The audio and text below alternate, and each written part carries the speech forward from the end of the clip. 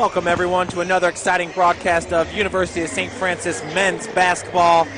Your Cougars, number 16 in NAIA, to host Bethel College, just on the outside receiving votes. St. Francis with an 11-5 overall record, 3-1 in conference play. That one loss coming this past Wednesday at Taylor University, a tight game throughout. It was the Trojans ending up with the 53-48 victory. Looking at Bethel, the Pilots, 13-3 overall record, 4-0 in conference play. Both teams have taken on Spring Arbor this year when Spring Arbor was the number 21 ranked team in the country. Bethel got the win at home, 74-71. St. Francis got the win on the road, 56-44. Both teams also played Goshen. Goshen came here to the Hut. St. Francis winning it 70-67. Bethel traveled to Goshen and got the 99-85 victory. And lastly is Taylor. Bethel hosts Taylor and got the 69-68 win. Bethel's a team that likes to get up and down the floor. Looking at their point totals, Bethel enters this game averaging 87.3 points per game, giving up 69.3. St. Francis averaging 68.5 points per game and giving up 63.4. That is one of the better numbers in the country. St. Francis ranks number 18 in NAIA in scoring defense per game. Joining me here in the booth is Coach Ryan Boland, head coach of the softball team here at the University of St. Francis. And Ryan, the Cougars getting their first loss of the season last Wednesday, but this is Crossroads League play. You're going to have a loss or two here and there. Yeah, no question. Always tough to win on the road, especially in some of these gyms in the Crossroads League. You know, we talk about Huntington's gym having that environment, Taylor having an outstanding environment with their student sections. And, you know, I think the pace of play is probably the difference in the game at Taylor. Taylor's a team that likes to slow it down. St. Francis likes to push the ball, likes to get up the floor and try to get something going in transition. And, you know, when they settle it down half court, like to run their sets. Is obviously, we were talking about during the women's game, there was a low-scoring game until 8 minutes. I think it was 39-33, somewhere in that. So a real low-scoring game for both teams.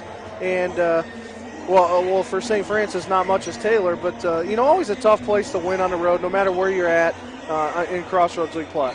And it's interesting that you say that because it's kind of been the MO this year for St. Francis. It's been that defense in those low-scoring games. I remember against IU Kokomo 2 weeks ago, that was the goal, to keep IU Kokomo under 50.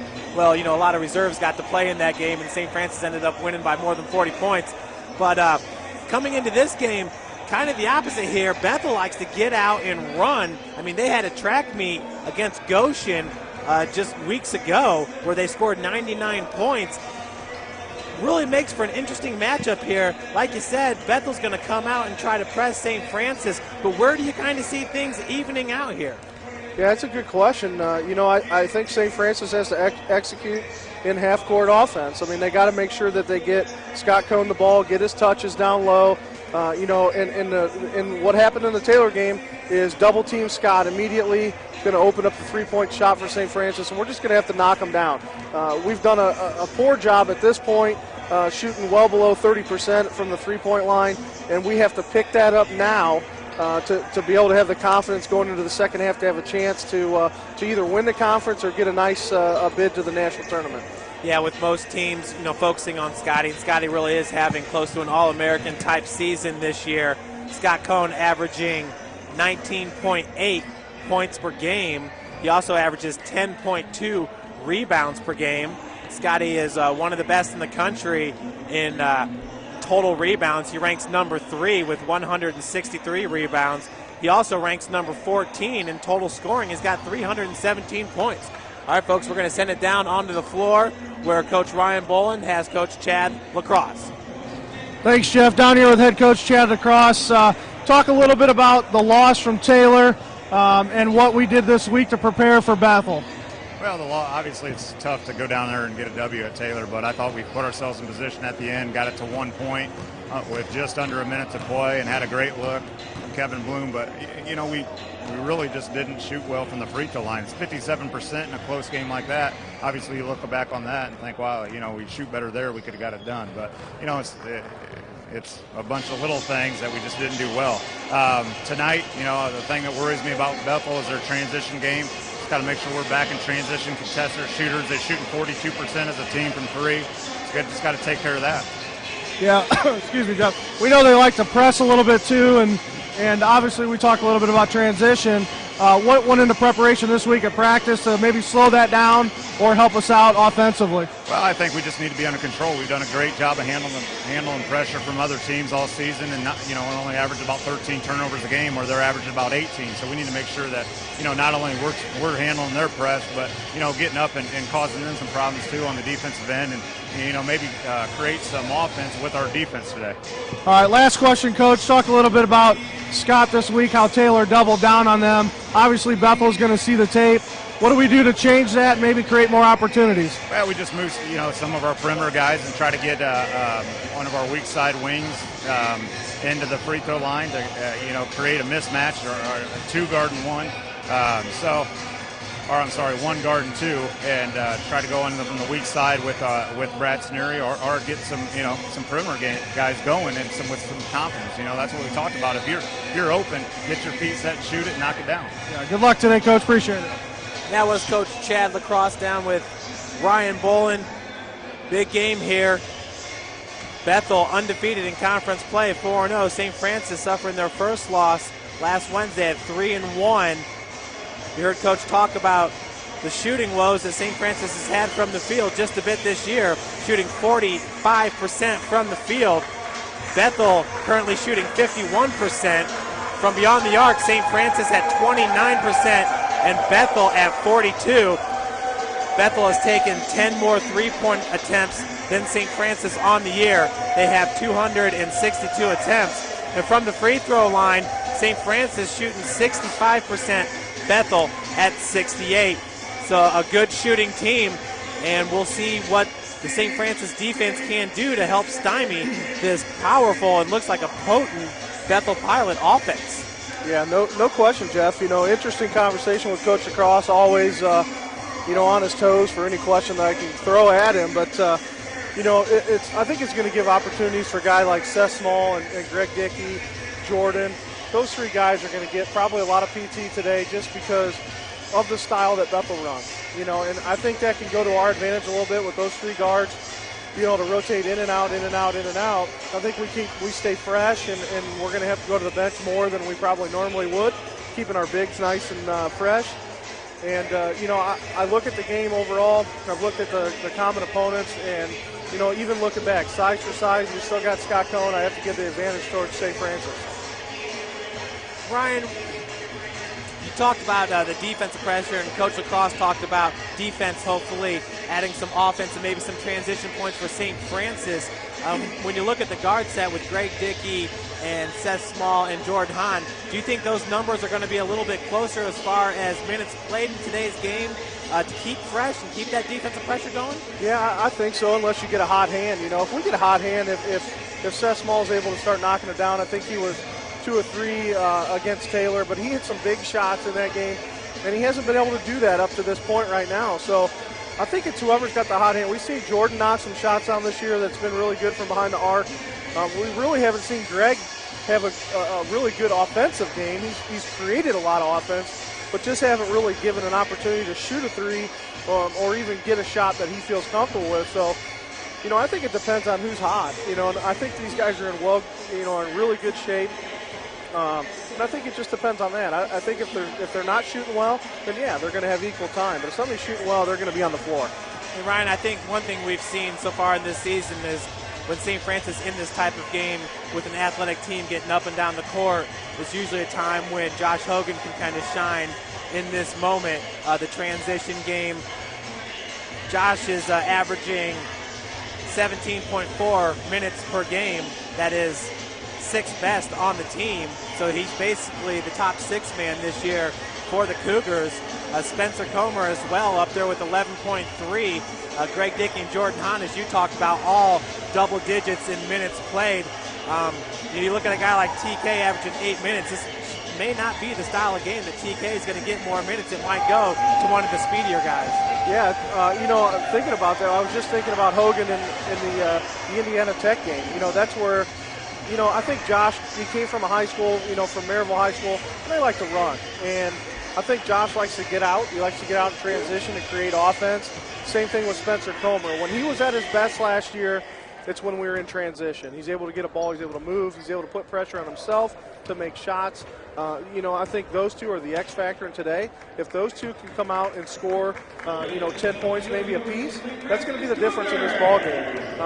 And the thing about TK, Coach has been talking about him all week about the level of intensity that he's been putting into practice. I think we see a little bit more of TK this week. Maybe today, maybe going into the next week, but he's been practicing really hard. He's been really physical. So hopefully him and Brad and Scott can really get into a tandem and, put some points on the board. Ryan, I've been really excited this year seeing Kevin Bloom come out and knock down the three-pointers that he has, especially here in his senior season. It was neat to see that Kevin ranks number 47 in the NAIA Division II in three-point field goal percentage at 42.9%. But then you get over and you start doing some of Bethel's stats, and you look at a guy like Zach Miller, who ranks number 19, three-point field goal percentage, 45%. Ryan Benner's there as well at 45%. This is a team, Zach Miller, who ranks number 14 in three-point field goals made per game, so he'll hit 3 a game. This is a team, not only do they get up and down, but they hit their shots. Yeah, no question. I mean, we talk about Coach Lightfoot's teams from the time he's been there till now. Always been a very good shooting team. Now joined in with his son, Ryan, that played 4 years there. A good shooting guard, good point guard. Numbers were great. I believe a 4-time all-conference player for him. Just a good player. So now with that addition, to the staff, I mean, as he comes on, now he's helping those guards and talking to them about the game. And sometimes, the head coaches don't see that sometimes. They know coming off a 4 years playing for your dad, and some of the inside stuff that you can pass on. I say that's key for Bethel. Yeah, huge benefit to the program, and I definitely see where you're coming from. Sometimes the players know a little bit more than everybody else. Well, definitely looking forward to today's game, and you can next check out our broadcast when the Lady Cougars will host Marion this Thursday. Lady Cougars off to a heck of a start, Ryan.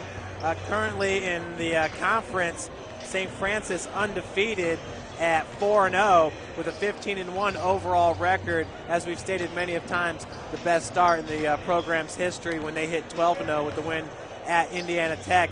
We're looking for an updated score. The women are playing right now at Bethel. You said they were down by 16 at one point in that game. Yeah, I was talking with Sports Information Director Bill Scott, and we talked a little bit. He said they were down 16 and turned it back on the radio, and I think he said we were up 4 or 6 in that second half. So I'm really interested to see where we're at. Bethel, another strong Crossroads League on the women's side. They're 3-1, 13-3 overall. But, really good to see these two teams battle it hard right now.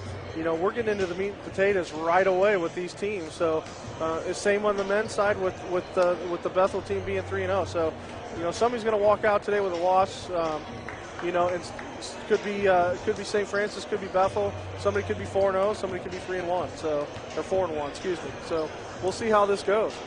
Ryan, you talk about the meat and potatoes of the schedule, and yeah, we're in Crossroads League play here, and it's going to be all Crossroads League's opponents from here on out, 2 games a week.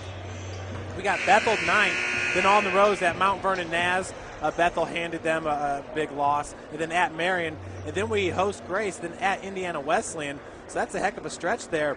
But looking in February, the second time around, host Bethel, host Indiana Wesleyan, at Grace. That's a 3-game stretch that is quite the gauntlet, I guess you could say. Yeah, no question. I mean, I don't think there's going to be an easy game for anybody in the league. And talking to Coach DeCross this week, he says, this is Crossroads League. This is what it's all about. This is the #1 conference in the country when it comes to men's basketball, even somewhat women's basketball. And we're getting into it right now, buddy. All right, we're going to send it down to the floor for the starting lineups and national anthem.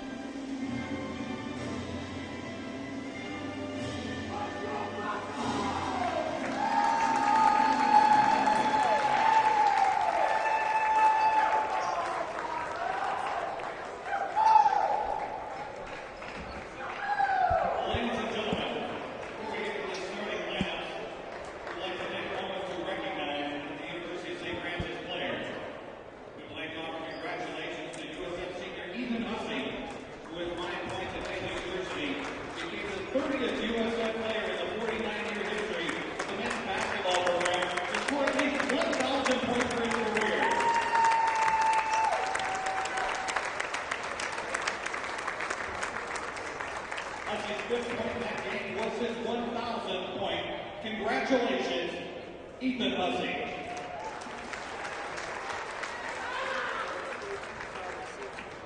At this time, let's meet today's starting lineup.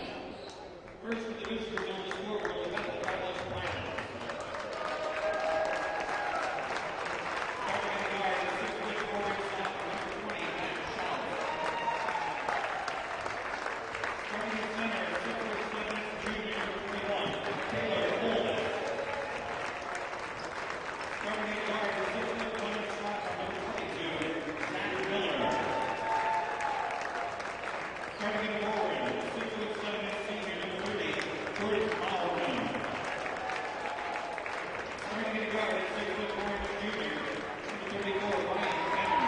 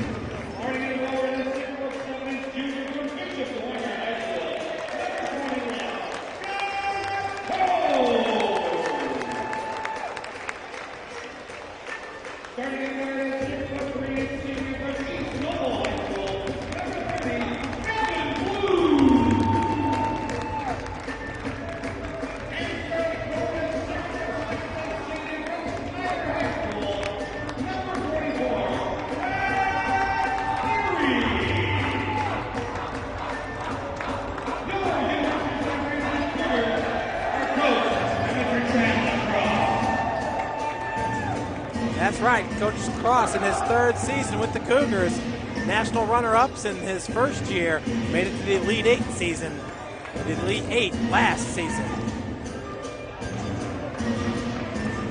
And right before the starting lineups were announced, Hutzel Athletic Complex, or the Hutzel Athletic Center, excuse me, honoring Ethan Hussey. He had 5 points in the last game out against Taylor. That was his 1,000th point of his career. What a great career it's been for Ethan Hussey, who, Ryan, heading into this game, that was my pick to click, Ethan Hussey today. Yeah, I'm going to go with Brad Sneary today. He's the X factor. I know we talked a little bit about Hogan, but if Sneary can go off, it's going to be a game. Now it's Seth Small controlling the tip. Cougars with the possession. Feed goes inside, working from the block. Scotty Cohn already triple team. Kicks it out to Kevin Bloom. Three-pointer from the corner. No good. Rebounded by Taylor Kolbus.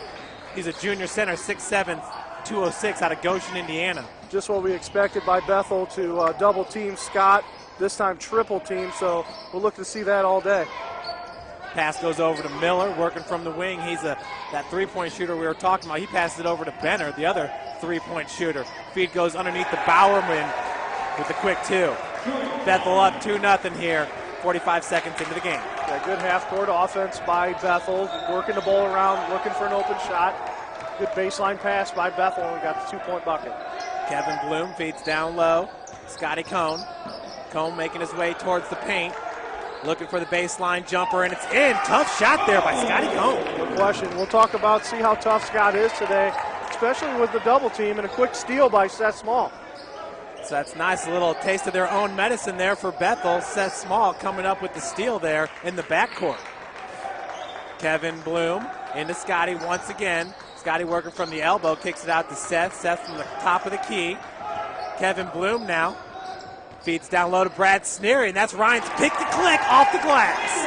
Hey, good job by Brad. You know, like I said, the more confidence this kid gets, the better he's going to be as we get longer into the season. Benner, I'll take it. Now driving from the wing, picked up by Sneary at the top of the key. Fadeaway jumper, no good. With the putback attempt, that was Taylor Kolbus. No good, and rebounded by Seth Small. Small now driving in the paint, no-look pass over to Brad Sneary.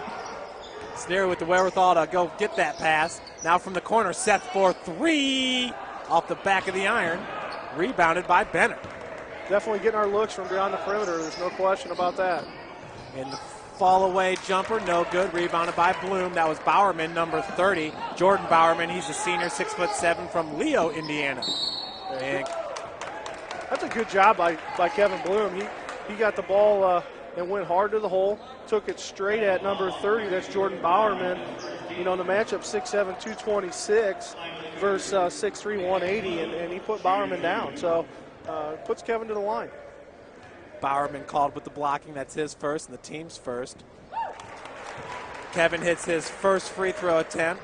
Heading into this game, Kevin Bloom from the free throw line, an 89% shooter.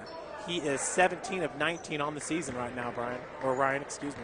Yeah, that's outstanding. Kevin Bloom misses a second. That was rebounded by Bowerman. Bloom also shooting nearly 50% from beyond the arc. Miller working from the ring, being guarded by Hussey. Help defense by Scotty Cohn.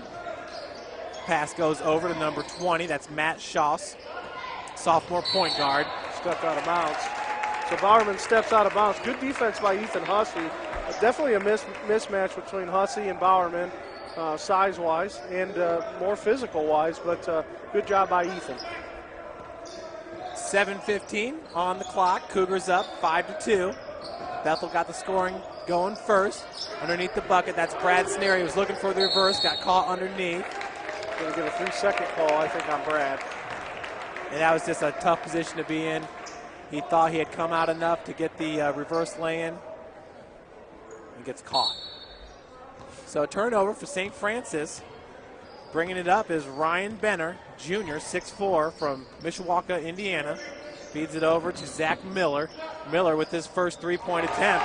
That was a pretty-looking shot. Yeah, very good-looking shot by Miller. Just had enough separation from Kevin. Got up, got squared, and made a good shot. Miller on the season from the three-point line. He shoots 45%. He also leads the team in scoring with 15.5 points per game. Elbow jumper by Seth Small is good, and the Cougars take back the lead 7-5. Yeah, that's exactly what Coach Lacrosse is talking about. Get an open guy at the free throw line while we're doubling down, and then we're going to get that open look.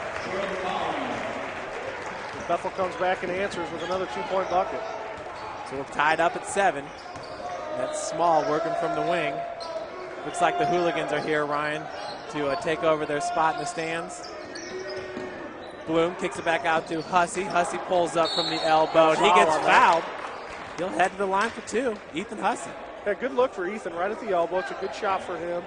You know, this is the type of game we talked about. And Ethan's been quiet all year, and this is the type of game that can get him going. Bethel's physical. They're high-intensity type of team, and I think that's where Ethan fits in. And if you kind of catch Ethan, you know, with a bad call here and there, he really gets going, and that's kind of what he needs. He needs to get a little mad. He needs to get a little more physical and start knocking down some shots. Yeah, he always seems to come up in these crossroad leagues games. You know, they're teams that we're familiar with. There's a lot of rivalries there. Looking at Ethan on the season, he averages 7.3 points per game. He's second on the team in minutes played, Ryan, 29.8.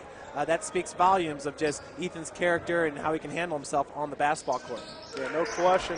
Bethel wasted no time going to the bench, bringing in number 25, Michael Mislon, and number 32, Daryl Hopkins. Excuse me. Josh picks up his dribble, being guarded by Seth Small. Looking down low for Hopkins, and the pass went over to Benner. Benner driving in the lane, it's no good. Rebounded by Sneary. Ethan, nice feed to Scotty Cohn with a two-handed slam. I like it. 10-7, Cougars up, 15:40 left to play here in the first. Miller thought his foot might have been on the line there, rebounded by Hussey. Now the Cougars pushing the tempo here. Scotty working from the baseline, short corner, kicks it back out to Seth. Seth's got Ethan Hussey on the top of the key, finds Kevin Bloom. Bloom with the pump fake. Nice hustle there by Seth Small to keep possession. Yeah, no question. I mean, you know, you look at the shot clock, trying to force something with 25 on the shot clock, and unfortunately, I think we got another 3-second call on Brad Sneary there. But you know, we had 20 seconds left after all that, you know, loose ball action, still to reset the offense and get a good look. Unfortunately, we got that 3-second call. But Cougars up 10-7 with 15-11 to go in the first half, and I believe a media timeout was called. So 30-second timeout here, and Josh Hogan's going to check in for the Cougars. You know, Ryan, I like that. You know, you talk about how composed the offense is. And Seth Small, a true freshman last year, started nearly, I think, every single game. Yeah. And here in year number 2, looks confident out there. And like you said, the wherewithal to just kind of slow it up and get that good open look. If the open look's not going to come, feed it down to Scotty and have him do his work. Scotty's already been hitting some tough jumpers. Yeah, you know, and I think this is the type of game we've talked about this before, but this is what Seth likes. I mean, Seth loves to get up and run. I mean, he's normally faster than everybody on the court. He's quick. He's real good about seeing the court ahead of him. And, you know, I think this is where this team needs to step it up a little bit. We're good in transition, and that gives more looks to some of the other guys and still gives that open look to Scott to score his points. Yeah. You know, I think one of the most exciting things about Seth's game, and you saw it just moments ago, when that skip pass went over to Scotty, and Scotty threw it down with 2 hands. I mean, like you said, he likes to get out and run, and when he's got space, he'll get the ball to whoever's open. It's just kind of neat to see him do it. Yeah, no question. He's exciting to watch. So we're approaching 15 minutes left to hit play here in the first half. Benner picked up by Scott Cohn. Elbow jumper is no good. Put back by number 25, Michael Nislan is. He's a center at 6'8", 203 from Indianapolis, Ron Collin. Seth working about against Benner. Benner 6'4". He's going to get the foul called, so a little more body. I mean, credit Bethel putting the pressure on. To me, a mismatch. I think Small's much quicker than Benner, and that's going to be an advantage for Seth to be able to get by him and create those foul situations. Yeah, Benner trying to use his long arms and that reach to separate the ball from Seth. Josh Hogan, like Ryan said, into this game, working from the wing. The pass goes to Hogan for 3. Just tailed off to the left there a bit. Rebounded by number 32, Daryl Hopkins. Now a three-pointer by Benner's no good. Josh picks up the rebound. 14-25 left here in the first. Seth over to Ethan. Now Scotty, back to Ethan, looking for a three-point attempt, doesn't have it. Scotty working against Hopkins, nice little turnaround jumper, no good. Rebounded by Nislan. Benner now on the wing. He hands it off over to Schaus. Underneath to Hopkins. Hopkins a little bit too strong if he got his own rebound. I think the foul is going to go on number 30, Kevin Bloom. Team's first, his first. Interesting, Kevin Bloom talking to the official there. He definitely didn't feel like there was a foul on him on the backside. I think he was trying to get a hooking call on Hopkins, and it didn't happen. But smart enough to go talk to him and ask him what he could do better on defensively there to make himself, defend a little bit more. So quick changes here. Looks like TK Fashawe and Jordan Hahn going to check in for the Cougars. And checking in for Bethel is going to be, I think, number 0. That is Jordan Kuhn, the 6'2" freshman guard out of Warsaw High School.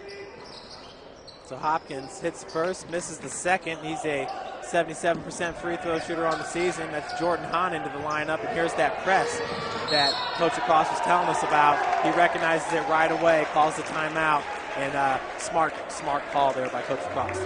Yeah, we were, I think Bethel was waiting for an opportunity, and they went smaller. They went a little bit more agile, I believe, with their lineup. And as soon as we went in, they must have saw something that looked good with them.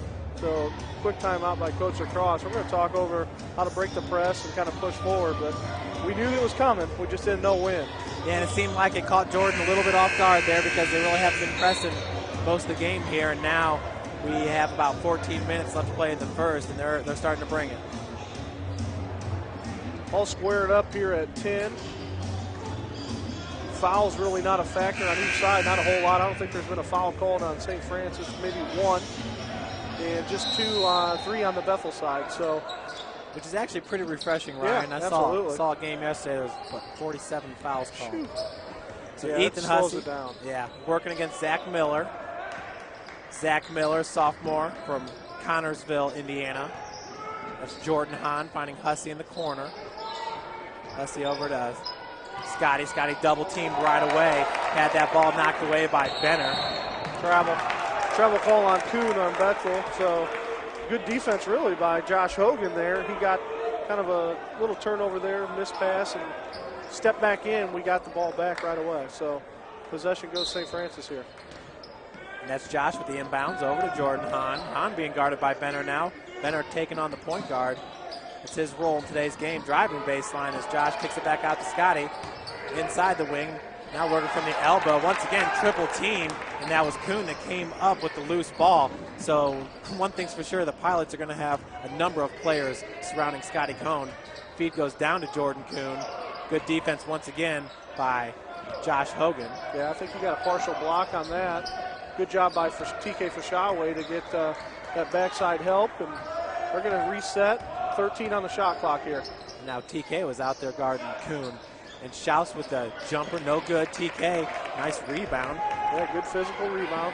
Now in transition, there's Josh Hogan going strong to the bucket, and he'll head to the line for 2. I think that foul is going to be on number 25, Michael Mislan. So it looks like Bethel going to go back to the bench, bring back in number 20, Matt Schaus, and number 30, Jordan Bowerman. Checking in for the Cougars is going to be number 30, Kevin Bloom.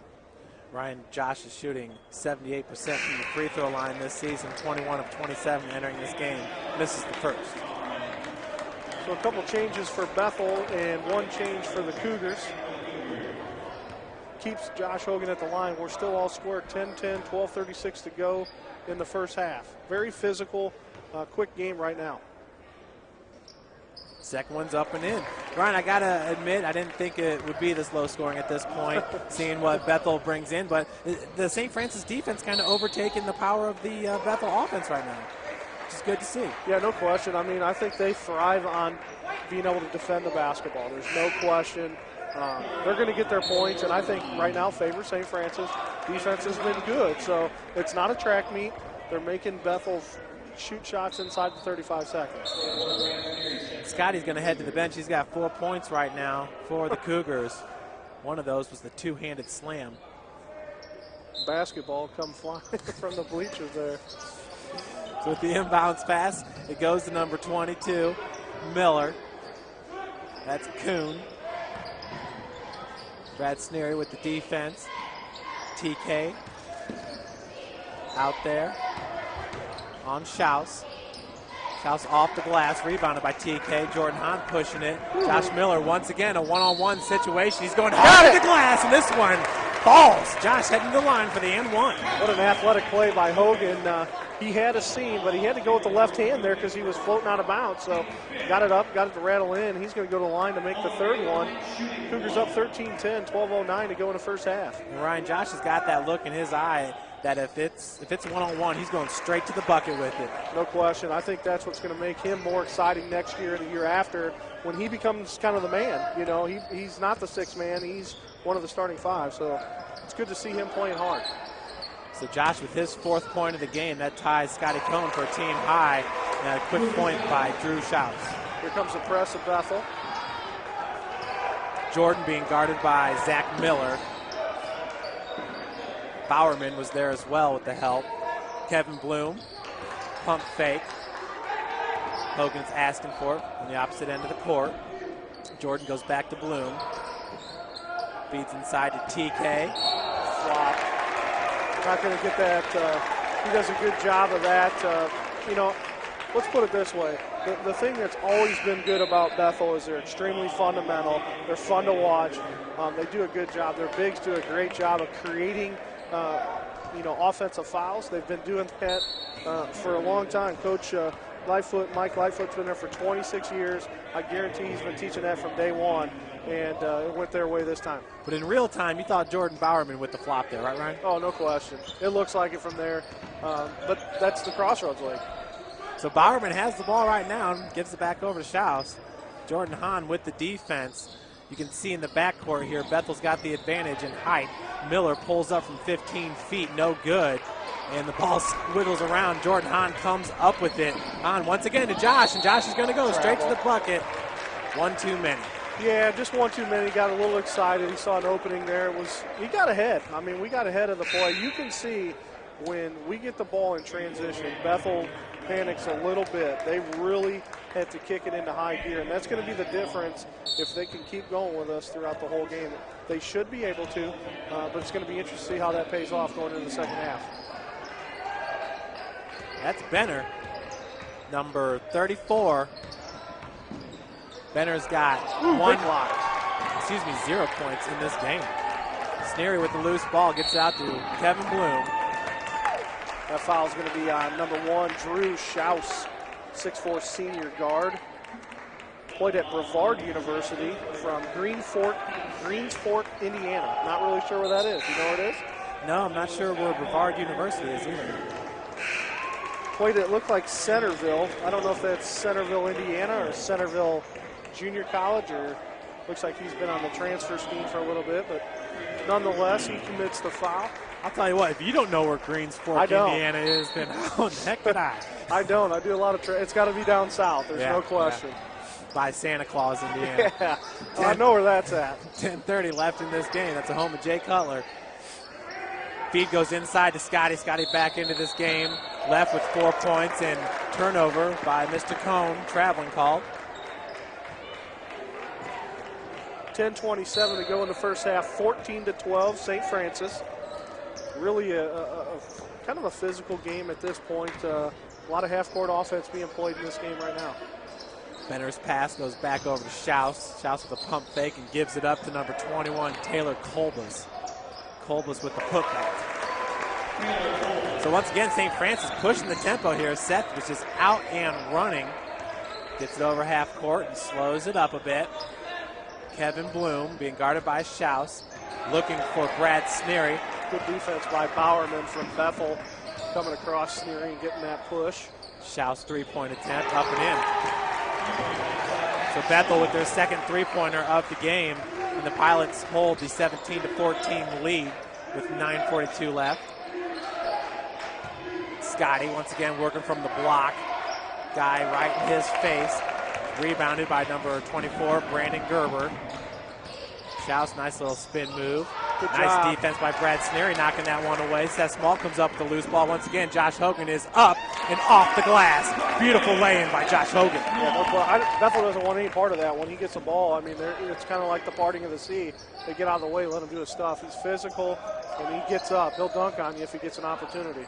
Kolbus 15-footer, no good. Rebounded by Josh. Josh just looks like he's faster than everybody else, Ryan. Yeah, getting to the other side of the court. Getting to play a different game, and when he gets on and he gets confident, you know, he's going to score 15, 18 points in this game if he can stay that way. And when he's gaining speed like that, that's a locomotive to step in front of, you know. Yeah, no question. Kevin Bloom from the wing. 3-point attempt is up. No good. Rebounded by Brad Sneary. Go up, Brad. Sneary going back up with it. High off the glass. No foul called. Kolbus with the rebound. Sneary just now getting up. Schaus walled off by Seth Small. Travel. Double dribble called there on number 21. That was Kolbus. So a lot of stuff happening really quick. I know we're not covering everything by the play-by-play like we normally would, but when a fast-paced game like this, we're going to give you the best highlights we can give you. 8:33 to go. St. Francis down 16-17. Spencer Comer, Ethan Hussey back into the lineup for St. Francis, along with Seth Small, Brad Sneary, and that's Benner over there. And he finally gets it away. Travel there, but no call. The basket is good by Darryl Hopkins. 19-16. Pressed by Bethel. Cougars coming up 3-on-2. Gets it over to Comer. Reverse layup. Good. That's what we talked about. Spencer Comer in transition, Jeff. So 8:07 left on the clock here. Bethel with the 1-point advantage. This has been a very physical game. Both teams playing at about 110%. Schaus. Looks like Seth Small took a poke in the eye as well. Schaus was floating out of bounds. Hit the floor. Foul goes on Seth. That's Seth's first and the team's fourth. That's a last couple of times down the court, Ryan, Bethel setting up their offensive game. They look a little bit out of control. Yeah, no question. I think it's the pressure that St. Francis is putting on them defensively. We're able to get back and be able to put some defense on. I don't think they're used to that. We looked at some of their scoring in the first half. They've scored over 700 points in the first half through the season. And St. Francis is scoring somewhere in the 580s or somewhere around there. So, we can tell that Bethel is really liking to get out and score in transition, but St. Francis is slowing them down. So they're going to have to switch something. They have to switch their game plan. They got to press more. They're going to have to do something to change the way that St. Francis is defending. And if they don't find that, it's going to be tough for them to come out victorious at the end. And I'm a little bit surprised here, looking at the three-point. Bethel with 4 attempts right now. They're 2 for 4. I'm sure they'd like that number to be a little bit higher, but once again, the great pressure, they're just not getting the open looks that they are probably accustomed to. Yeah, and I think, you looked at, I think it was Miller early on in transition, got a nice look early. Early in the shot clock, early in the transition part, was able to knock a shot down, keep momentum going, and they just haven't had that. Just like you said, Jeff, they're just not getting that look, and we're getting back and defending real well. 7:57 left to play here in the first, and this is pretty much everything that's been built up to be. Bethel outside receiving votes, but they're that next Crossroads League team that'll probably crack the top 25 when the new rankings come out on Monday. Oh, yeah, no question. Depending on what happens in this game, I think both teams are probably going to stay in. I think with a Bethel win, obviously they'll go ahead of St. Francis. But it's just going to be maintaining those teams in the league, staying in the top 25, and hopefully being able to keep it there all year. So Schaus, a 65% free throw shooter, hits both of his, and the lead now is 3 for the Pilots. Scotty got the pass there from beyond the arc. Did not like his shot, or the look, I should say. Spencer back over to Seth. Seth hands it off to Ethan Hussey. That's number 24 out with the defense, Gerber. Comer now working from the wing. He's got Schaus on him. Kicks it back out. Ethan Hussey from about 22 feet drains the three-pointer. His first 3 of the game. Ethan now has 4 points. That's a big shot for Ethan. Hopefully that he can pull through here and really push it, Jeff. I'd love to see your pick-to-click go off today because he really needs it. Schaus now pulls up, elbow jumper. Off the mark, Spencer Comer comes up with the rebound. Once again, St. Francis off and running. They got the numbers 3-2. Ethan, another three-pointer. This one's no good. Rebounded by Michael Mislan. Gerber gets the pass now, baseline. Driving, looking for the reverse lay-in. And really looked like he fooled all the Cougar defenders there. Kind of a no-look lay-in. Yeah, Pretty move. I was kind of fooled a little bit, trying to see what was going on. Looked like he was slowing down. And it's a 2-point advantage for the Pilots. Spencer back out to Seth, working the ball around the perimeter. Scotty looking back for Seth and turns it over. No tip on that one? I thought there was, but I couldn't see. Different view from up here, but it's really interesting. And the thing that Bethel's doing a good job of is obviously when Scott gets the ball, they're putting 3 or 4 guys on him. The problem is getting the ball back out, and we've had some turnovers in that. If we can get the ball back out, we're going to have somebody, 1 or 2 guys open in that situation. It's just, I think Scott's got to get the ball. He's got to turn and look at the basket. He's got to make a decision. Then he's got to get rid of it. I mean, he can't hold on to it and play with it for a long time. He's got to get it out. So see how that, if they talk about that here in the next 6 to 8 minutes with Coach Cross. Bowerman's pass goes back over to Gerber. That one, that's a turnover picked up by Bloom. Bloom going the other direction off the glass. Easy 2 for Kevin Bloom. We're tied up at 23. Schaus now over to Gerber. Long jumper's no good. Rebounded by Brad Snary. Now we're talking a little bit about a track meet here. Been really picking up the pace of play here in the last couple minutes. Scotty takes that pass, just snags it out of the air. Jumper's a little bit short. Snary comes down with the board, gets it back out to Seth. Man, he caught that pass like a fly trap. Three-pointer, top of the key. Seth Small looking for the foul. Does not get it. Loose ball picked up by Schaus now. Bethel's going to have a 3-on-2. They actually slow it down a little bit. Benner over to Gerber. Schaus inside the arc. Nails the 18-foot jumper. 25-23, 5:20 to go in the first half. St. Francis really trying to push it right now. It looks like they're trying to get a couple guys in the game here to speed up the pace of play. Nice feed down low to Brad Sneary. Good move. Good defense by Daryl Hopkins. Pilots up by 2. 5 minutes left to play here in the first half. Good play by Seth Small trying to knock that one away. He was the last person to touch it. Bethel going to sub number 22, Zach Miller, shooting guard, 6'1", sophomore out of Connorsville. And the Cougars going to go right back to number 32, Josh Hogan out of Maryville. The sophomore, is he playing as a, yeah, he's playing as a sophomore, is that right? Yep, sophomore, 180, 6'3", 180 out of Maryville High School. So bring the intensity back in. Coach Lacrosse goes back to Hogan. Yeah, Miller, the team's leading scorer with 3 points so far in this game. Travis Smith feeds in the corner. That was Bowerman. Hopkins comes up with the loose ball. Now Schaus from way downtown. Off the heel, rebounded by Ethan Hussey. Yeah, if you're watching this game, you can definitely tell the refs are letting these guys play right now in this first half. So it's physical as it looks on TV, believe me. Scotty turnaround jumper is good off the back of the iron. We're all tied up again at 25, 4:26. And Ryan, that seems to be his patented shot right there. He's real good from about 10, 12 feet out. A timeout.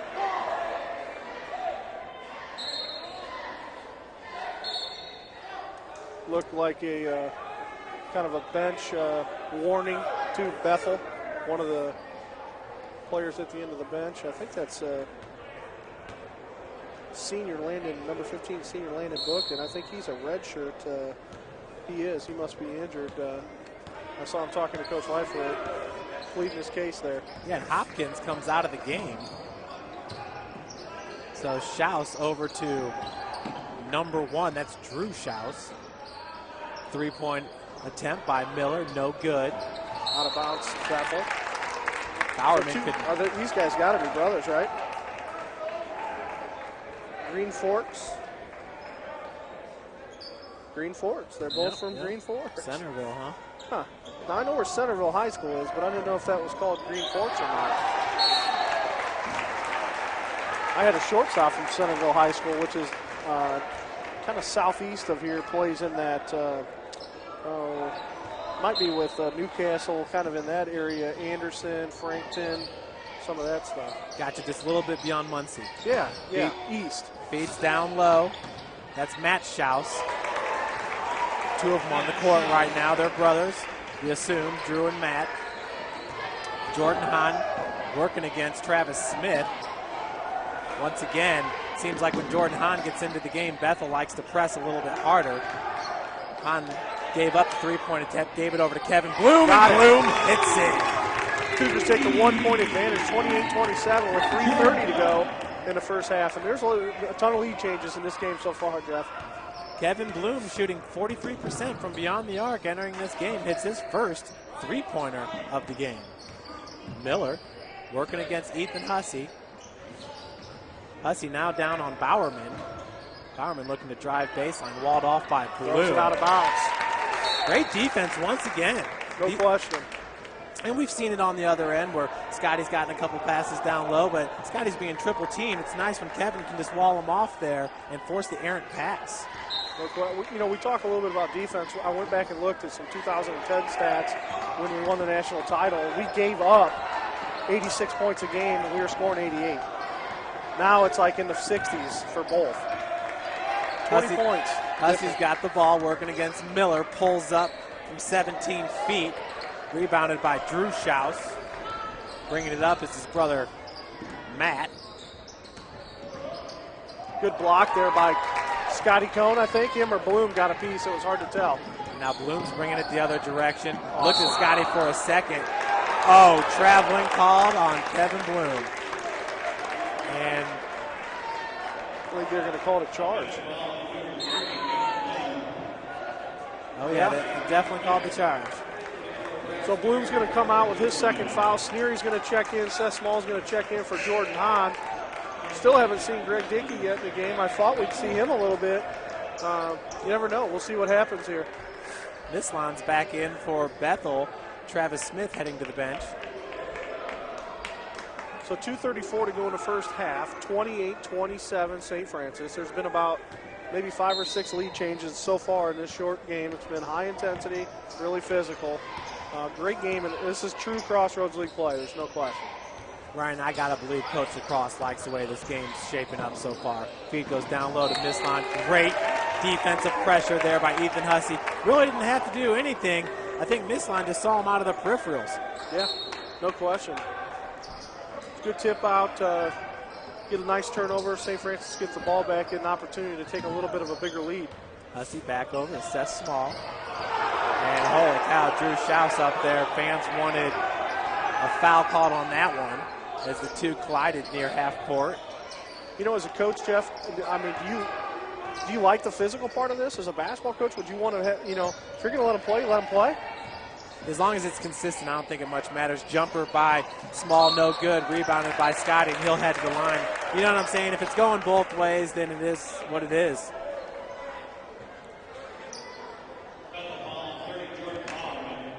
I just got to tell you, Ryan, watching a game with 47 fouls. Yeah, that's slow. It's slow. It's like watching a Taylor game, no question. I mean, they slow it down a lot. They do a great job with it, but that's exactly what Taylor does. You don't get the fouls, but you get the kind of slow down half court. Let's burn 35 seconds every time we come down, and it just kind of almost puts you to sleep sometimes, when you're watching those games. But this is the complete opposite. Scotty entering this game 61 of 87 from the free throw line, shooting 70%. Misses his first, nails the second. Cougars up by 2, 29-27, 1:50 left on the clock. Matt Schaus hands it off to Miller. Good help defense by Sneary. Schaus has got it back. Benner's being guarded by Josh Hogan. Mislan from the elbow. No good. Shot was a little bit flat. And Josh Hogan running the baseline comes back inbounds. Yeah, Hogan did a good job. I think he tipped it off him. Coach Lacrosse definitely thought that he tipped it off him. They're both standing right there. Remains Bethel's possession. And I was almost wondering if he was eligible coming in from out of bounds, but if the other guy's got the ball.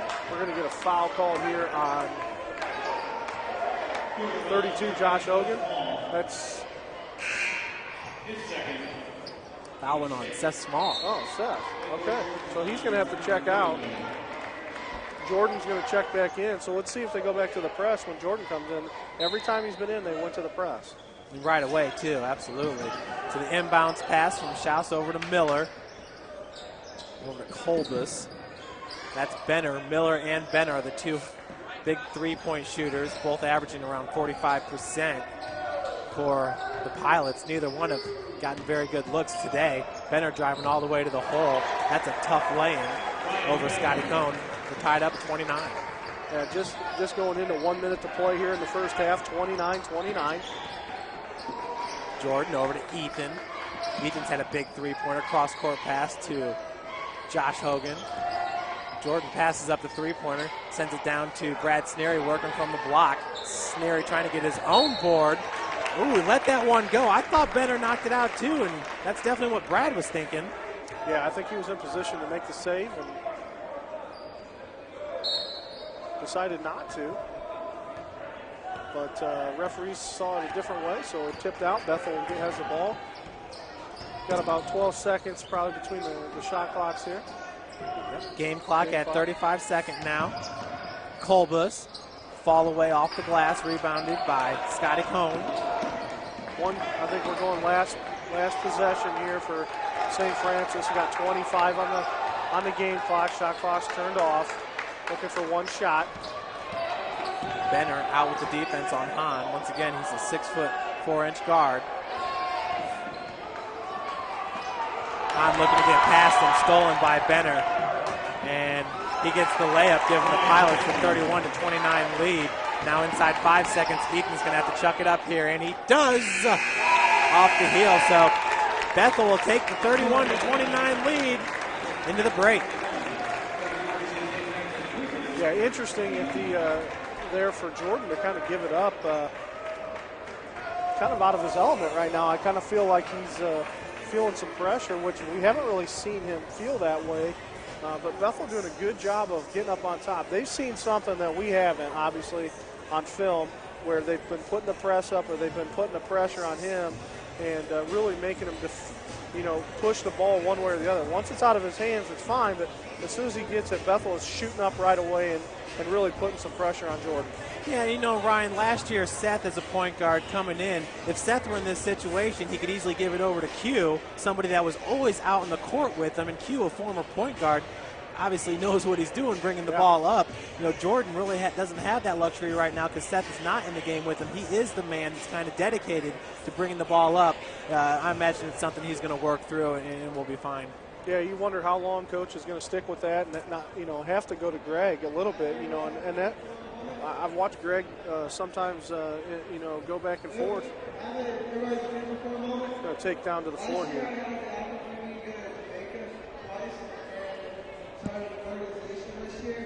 Looks like manager Lauren Dominion.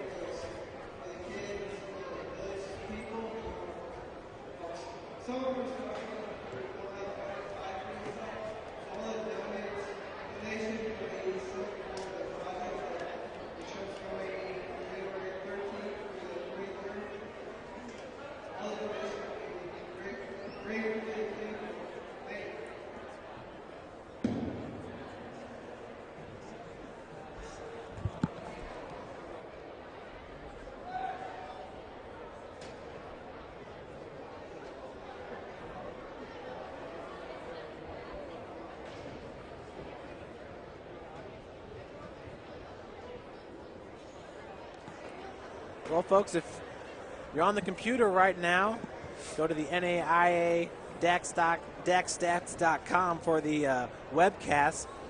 SID Bill Scott bringing you the live stats for today's game. Ryan, looking at the leading scorers for St. Francis, Scotty Cohn with 7 points, Kevin Bloom with 6, and Josh Hogan with 6, Ethan Hussey with 4.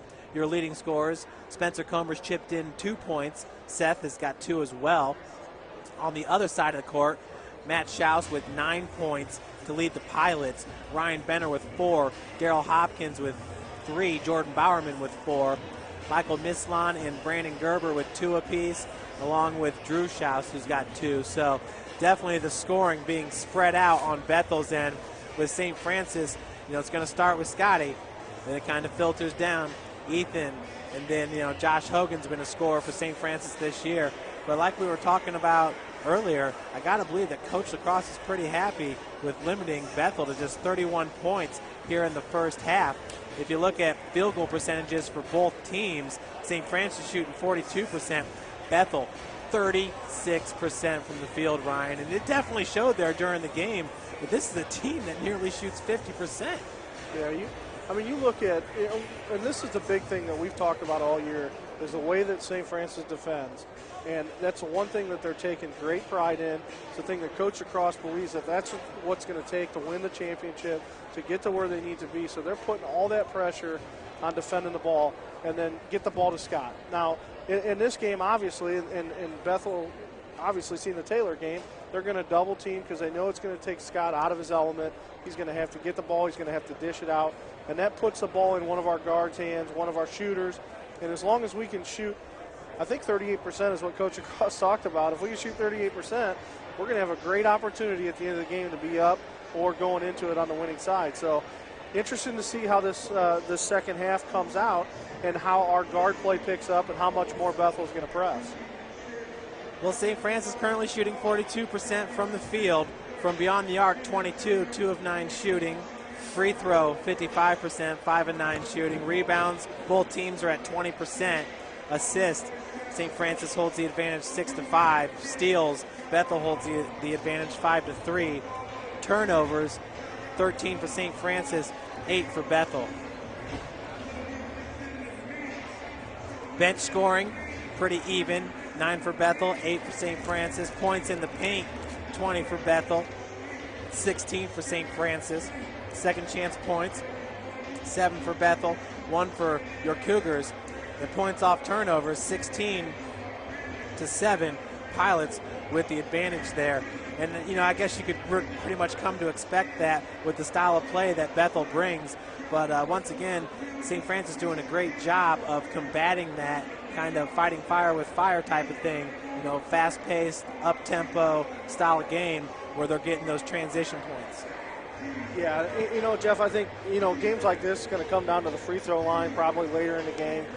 You look at both teams and look at their stats throughout the season, free throw wise, and I think we talked about that.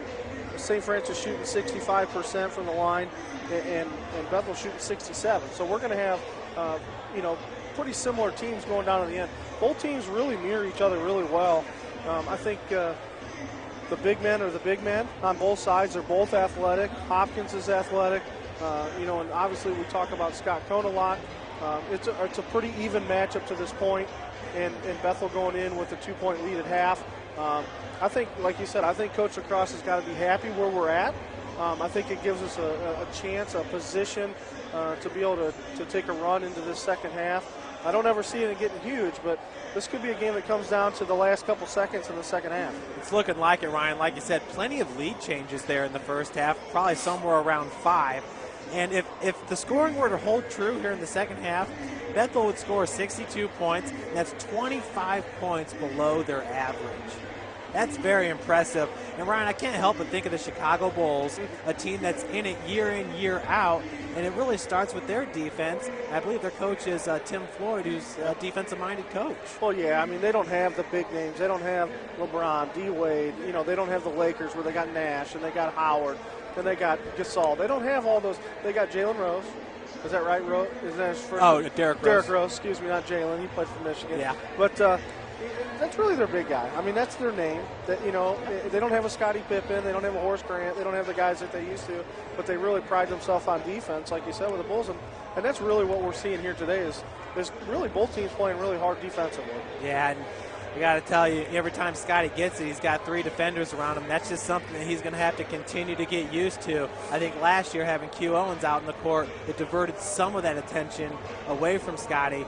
But still this year, averaging a double-double. Yeah. Probably, first half of the season, first team All-American, in Division II NAIA. But Scotty seems like he's working through it, and currently with 7 points for St. Francis. I'm going to check the rebounds for Scott as well. 3 total rebounds. Brad Sneary's got 5.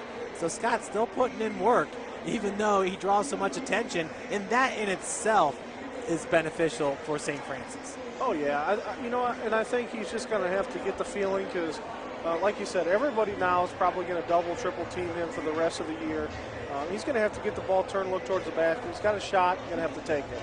And he's missed some today where he's had some open looks, open to me being just one guy guarding him, and he's missed a couple of those where he could maybe have 12 or 13 going into halftime. But still, he's getting some looks. He's just going to have to knock down more shots in the second half. Yeah, and Scotty hit that 12-foot jumper earlier in the game, and I'd remark that is his patented move right there from the elbow or wherever, hitting that jumper from 10 to 15. And that kind of seems like the way to go with him offensively. Get him the ball about 10 feet away from the bucket, see if he's got the turnaround jumper, or try to drive to the lane hard.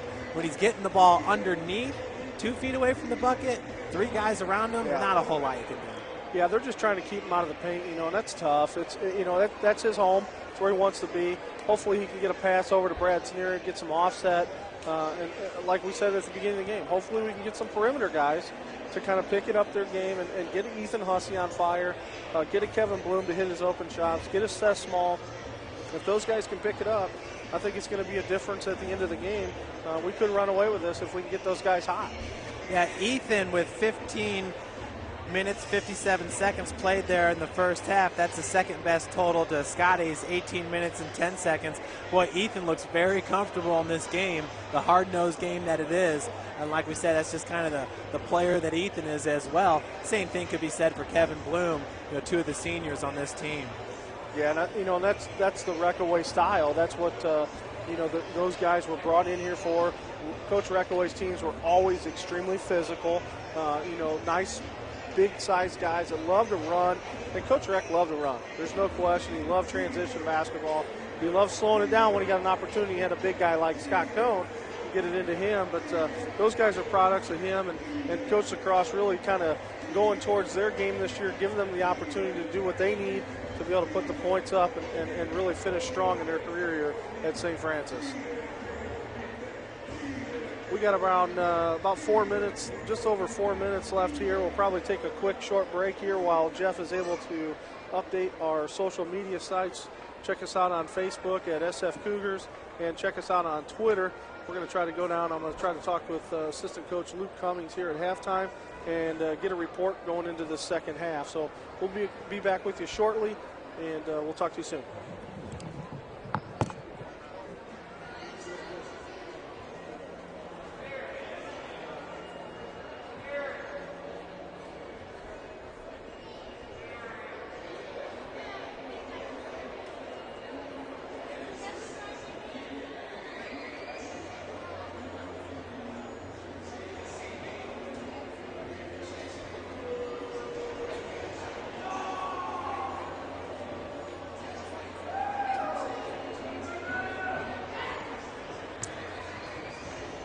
As the teams make their way back out to the court here for the start of the second half, we will have an interview with either Coach Lacrosse or Coach Cummings here momentarily.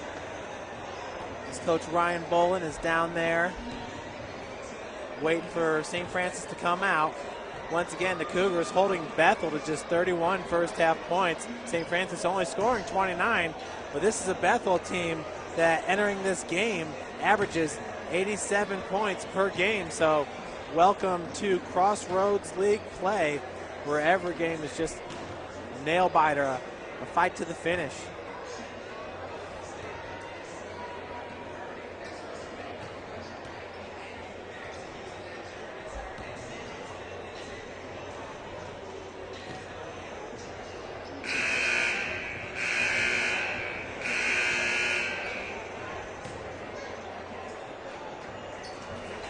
So as the teams come out,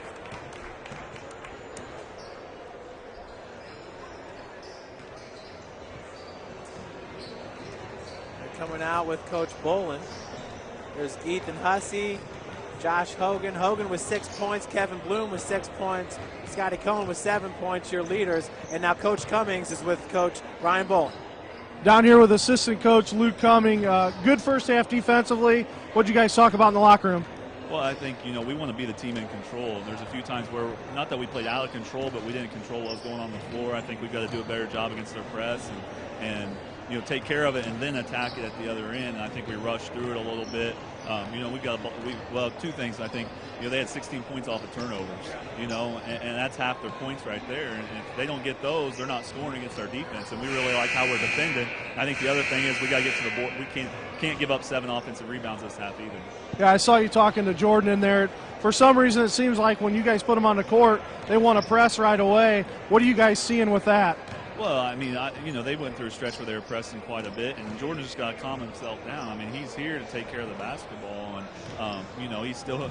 He had a year off. He's still getting back into it, and especially being a freshman, he's got to understand that he still has to be the guy under control when teams are coming after us like that. All right, good luck, Coach, in the second half. All right, thanks. That was Coach Cummings with Ryan Bolin. I like what he said. He wants St. Francis to be under control, and I know a lot of times we saw on the defensive end where Bethel offensively just not looking like they were very comfortable, and he made a really good point there. 16 of Bethel's points came off turnovers, and Bethel's only got 31. So like Coach was saying, Coach Luke Cummings, the assistant basketball coach for St. Francis, Cougar defense really stymieing this Bethel offense. It's fun to watch.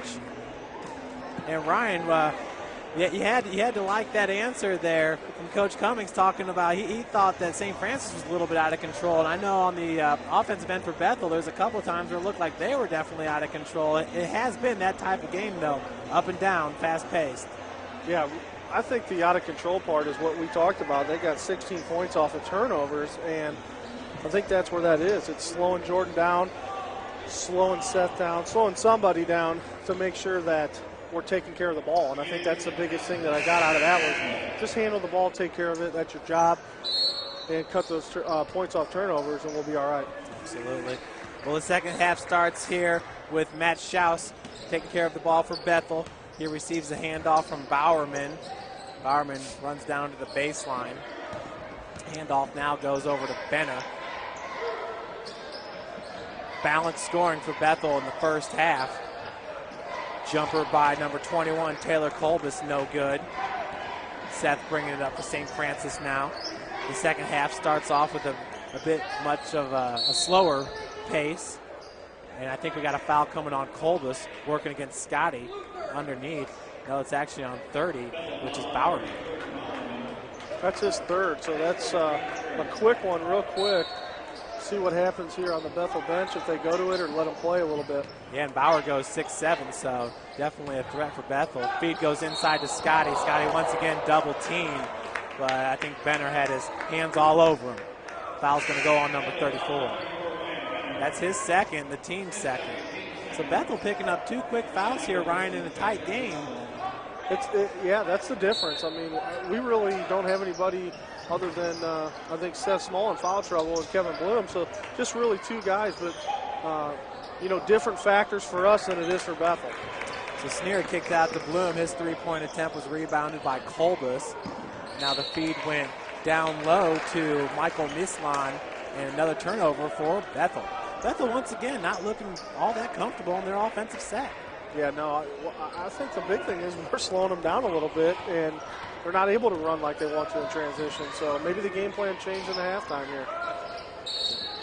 And looks like we have another, I thought it was going to be a foul, but foul called on Brad Sneery. That's Brad's first. Probably push, probably more like a push down there. You were talking about the physical style of play in the first half. It looks like maybe they're going to put the clamps on that here in the second. 3 quick fouls. We are 1 minute into this game. Matt Schaus with the ball. Picks up his dribble. Benner now has it. Looked like a possible skip there. Miller receives the handoff. Miller is the leading scorer for Bethel, averaging over 15 points a game. He had a 3-pointer in the first half. That's Mislan pulling up from 15. The handoff went to Benner. And got a jump ball. Possession arrow is in St. Francis' favor. We'll take it. No question. I think, do we see that against the girls' game? I was thinking we saw that maybe the girls versus, who did they just play last? Taylor? I think that happened in the Taylor game. That girl pulled up from about 12 feet and it's stuck in the corner. And speaking of the women suffering a tough loss in overtime, 80-71 at Bethel. That game started at 1 o'clock, so just finished up here a little bit ago. Huskies pass over to Kevin Bloom. Wide open, Seth Small for a 3. In and out. Schaus comes down with the rebound. Those are the ones we need right there, Jeff. Seth, like you said, 2 for 3 in the Taylor game. With the defense on Schaus, pick set by Colbus. Colbus working his way towards the bucket, and I think the foul is going to go on. Is Seth going to pick up another foul? As Colbus was trying to transition down? Wow. Yes, it did. That's his third. That's right. That's Seth's third. Kevin Bloom's got 2. And Seth's been incredibly important in this game, Ryan, breaking that press and just handling the rock. He's battling with Matt Schaus underneath in the block. Now at the top of the key. Kevin Bloom with the reach in. Benner got away from him for a second 3-point look. And that's what Benner's been looking for all game. 34-29. Bethel back on top. Yeah, that was his first really open look of the game. He knocks it down. So kick out to Kevin Bloom. 16-foot jumper is good. Looked like Coach Lacrosse went to the bench there. Looks like Greg Dickey sitting down underneath the jump ball spot there. Got that red head sitting on there. Looks like he's going to check in for Seth. Mislan with the bank shot. Fall away, 36-31, 17 left to play. Greg Dickey, 0 minutes in the first half. About ready to come in, as Coach Bowen said. Looking from the wing, Seth down to Scotty. Scotty double teamed by Benner and Colbus. Gets away from him, shot's no good. Ethan Hussey coming up with actually it's Kevin Bloom now with the loose ball. Gonna take a big 3. 22-footer. No good, chip back. Scotty did a good job knocking that ball away from Colbus, who looked like he clearly had the rebound. But nonetheless, turnover by St. Francis. A couple missed opportunities in that possession there. Cougars trying to get back in this. Bethel's up 36-31. A 5-point lead with 16:37 to go. Ryan, I kind of like the move because if one thing Greg Dickey's shown us is he can handle the rock. Oh, there's no great question. Ball handling skills. He does a great job creating offense. He's not, he is a shooter, but he hasn't been this far, something that's been effective for us. So see how he does coming off the bench. Schaus working against Dickey, brings it back out. Bethel fans wanting a foul. Schaus got Dickey up in the air, his feet down low, looking for Hopkins. Errant pass, turnover. TK Fashaway going to check in here for Brad Sneery. Cougars go Fashaway, Scotty Cohn, Ethan Hussey, Kevin Bloom, and Greg Dickey.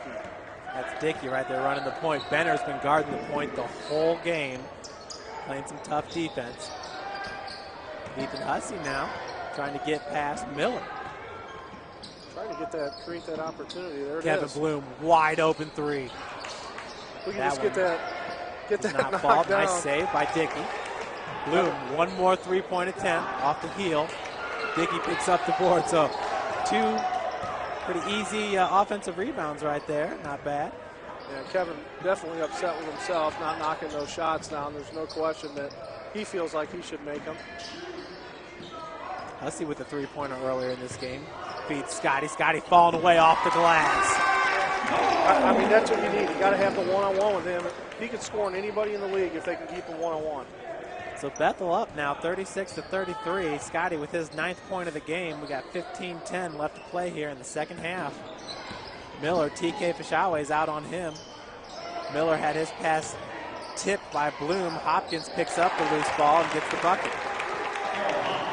Hopkins, nice move, real quick down low. Had a little bit of mismatch size-wise with Hussey, but a good job of getting his separation and putting the ball in the bucket.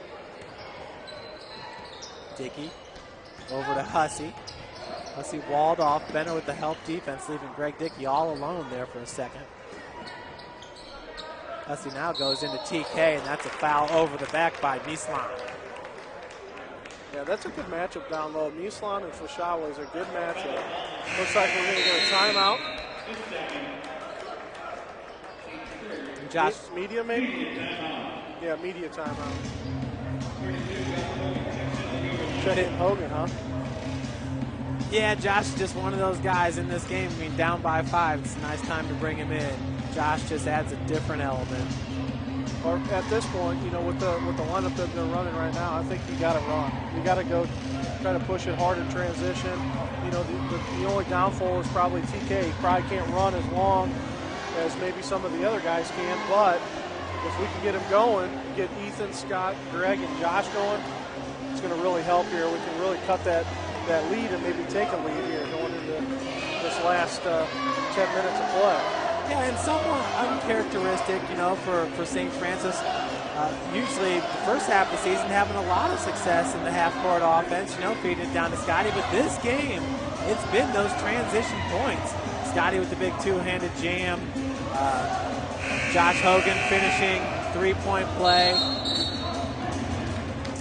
But you know what? With Seth on the bench with 3 fouls, that kind of takes away that transition game to this point. Now Greg Dickey out there, we'll see if maybe he's going to pick up where Seth left off. It's going to be fun to watch here with 14:36 left in the second half.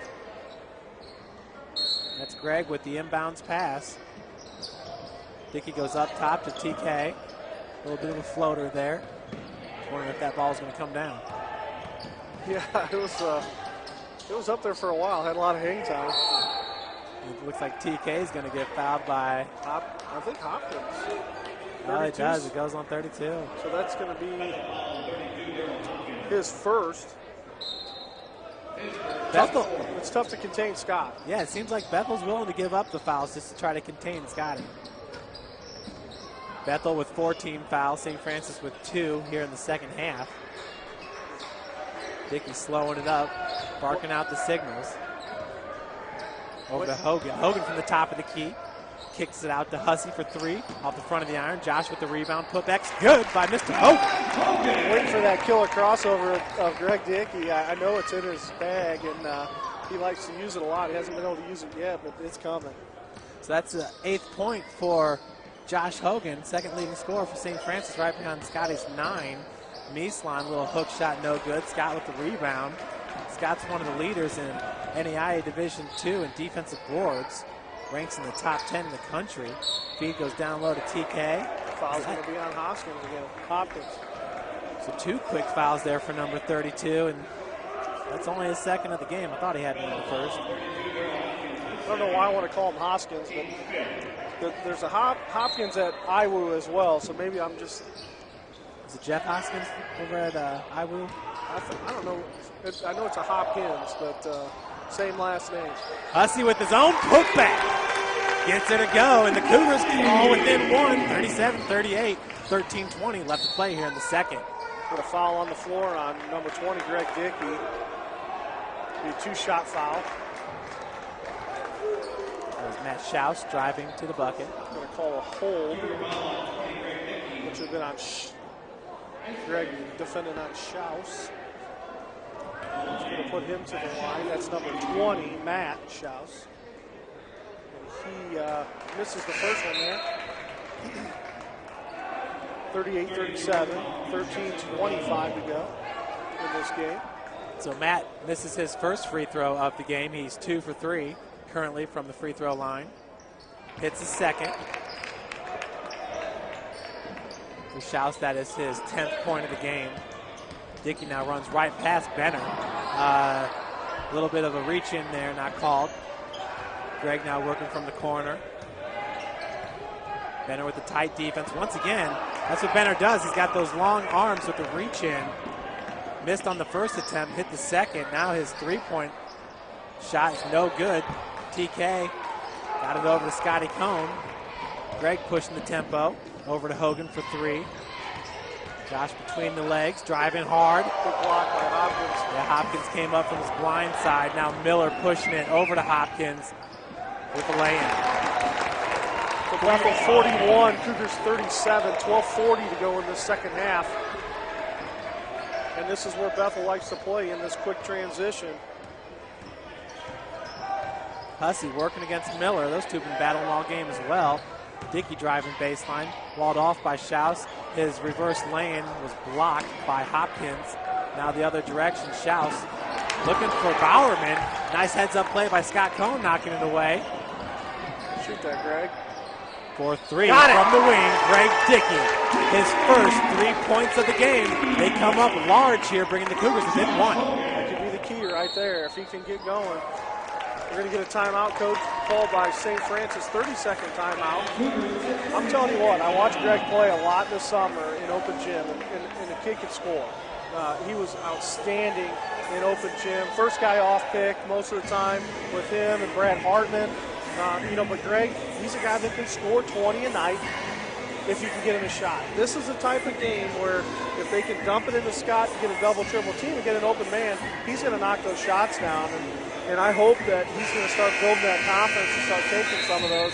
With that being his first 3, cuts the lead to 1, Bethel up 41-40. You know, Ryan, and in this game, you'd almost rather see Seth and Greg kind of stay out closer to the perimeter because Scotty garners so much attention underneath, and if they do drive baseline going for the reverse lane, there's going to be 2 or 3 Bethel pilots waiting for him. Oh, no question.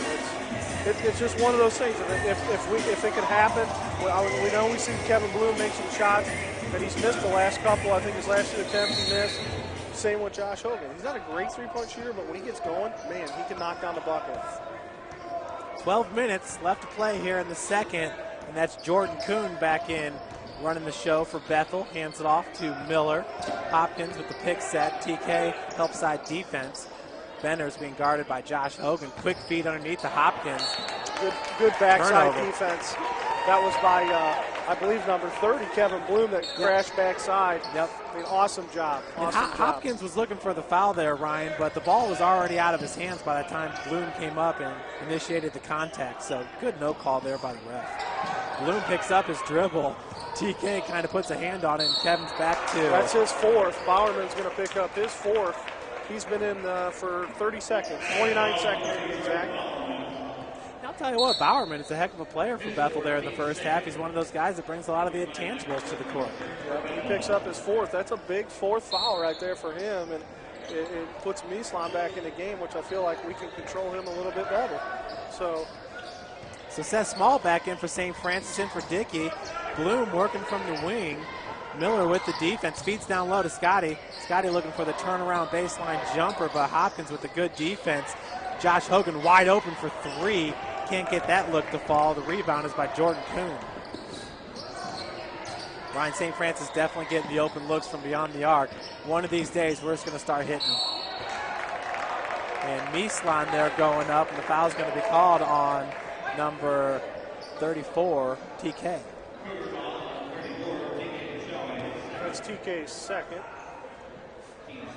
Just think about it, you know, you got to look at the stats on the missed three-point attempts today, and that's the thing we talked about all year. Coach Lacrosse talked about it all year. If we can knock down some of those shots, we're going to blow people out. And we were shooting 22% in the first half, and I can't imagine we're shooting any better in this half. But we've made one or two, but not enough. Ryan, Michael Mieslan, that is one of the most original free throw shooting forms I think I've seen. He's getting, I think, full rotation there. No question. 10:58 left to play here in the second. Full court press by Bethel.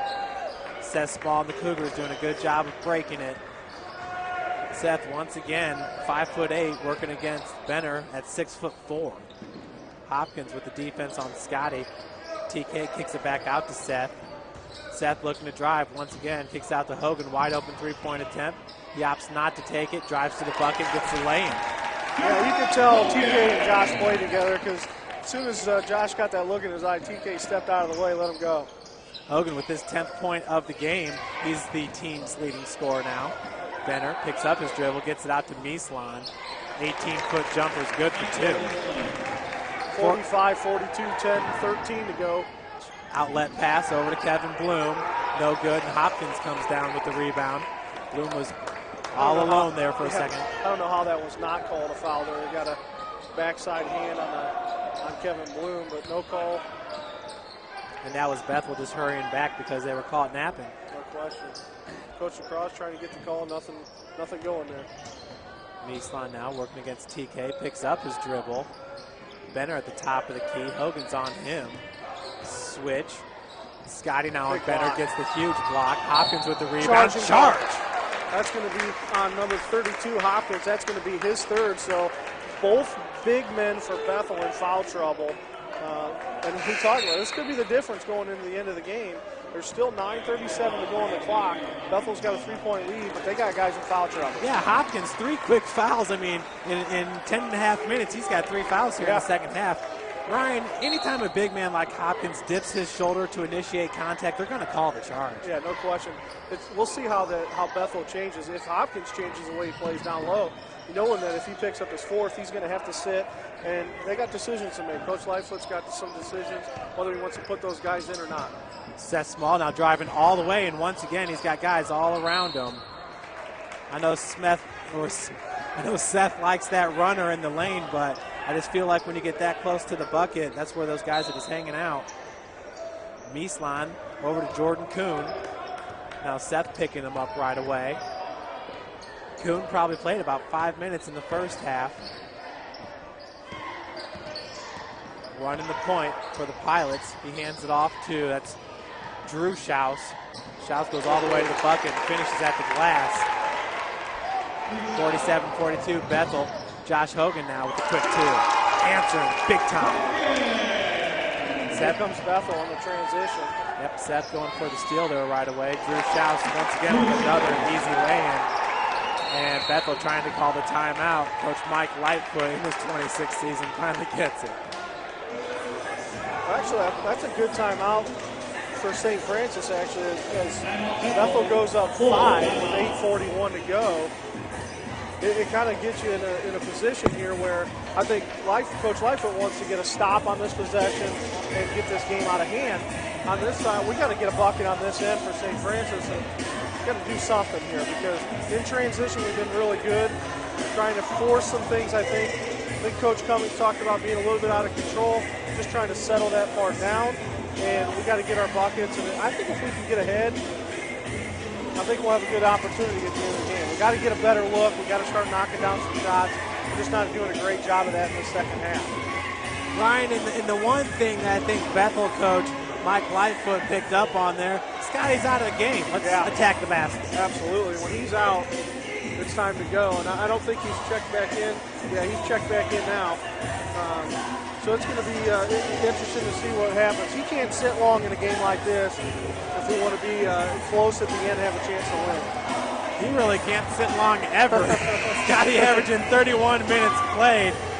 Zach Miller is tops for Bethel. He averages 30.3, but I think Scotty works a little bit harder at it, having to fend off all those double and triple teams down in the low post. And once again, Scotty's a very athletic big man, but he doesn't have a whole lot of weight to him for a kid that goes 6'7". But once again, he really knows how to control his body, and he is still on the bench. Brad Sneary going to be working the low post for the Cougars here. 8:38 left in the second half. Bethel's trying to stay in a full court press here. Backed off a little bit. Cougars cross half court, give it over to Small. Small finds Kevin Bloom from the corner. Bloom was 0 for 3 earlier from beyond the arc. Misses that one off the heel. Hopkins with the rebound. Jordan Kuhn now pushing the tempo for Bethel. Driving baseline. Kicks it out to Miller. Putback's good by Michael Misline. Yeah, Bethel's got the momentum right now. There's no question that they feel comfortable inside the gym here, and now they're trying to create some offense. St. Francis is. Well, and St. Francis had the numbers there. Nice feed from Ethan Hussey down low to Kevin Bloom. It's kind of one of those things like you were talking about. You can't think about it, just go. 7:40 on the game clock. Seth Small. It's no good. Rebounded by Kuhn. Outlet pass goes to Drew Schaus. Schaus with a nice reverse move. His reverse lane's no good. Josh Hogan picks up the loose ball. This is where he's been scoring all day. He's 5 for 8 from the field. Make that 6 for 9 now. Josh Hogan getting his 14th point, looking for point number 15. 7:25 to go, 51-46 Pilots. Right. Keeping that 5-point lead. And Josh Hogan leading all scorers right now in this game. I don't see the minutes played here on the webcast, but obviously he sat out the first 4 minutes of this half. Yeah, no question. This kind of reminds me of the Tech game at Indiana Tech, where he kind of took over, and I picked up a stupid foul there. Yeah, he knows. He That's his first, just a missed shot. Not a good job by Josh there. Can't do it all sometimes, but he tries, and hard-nosed defense, but see if we can keep this thing going here. We got to get a stop. We got to get a bucket, hopefully in the next possession.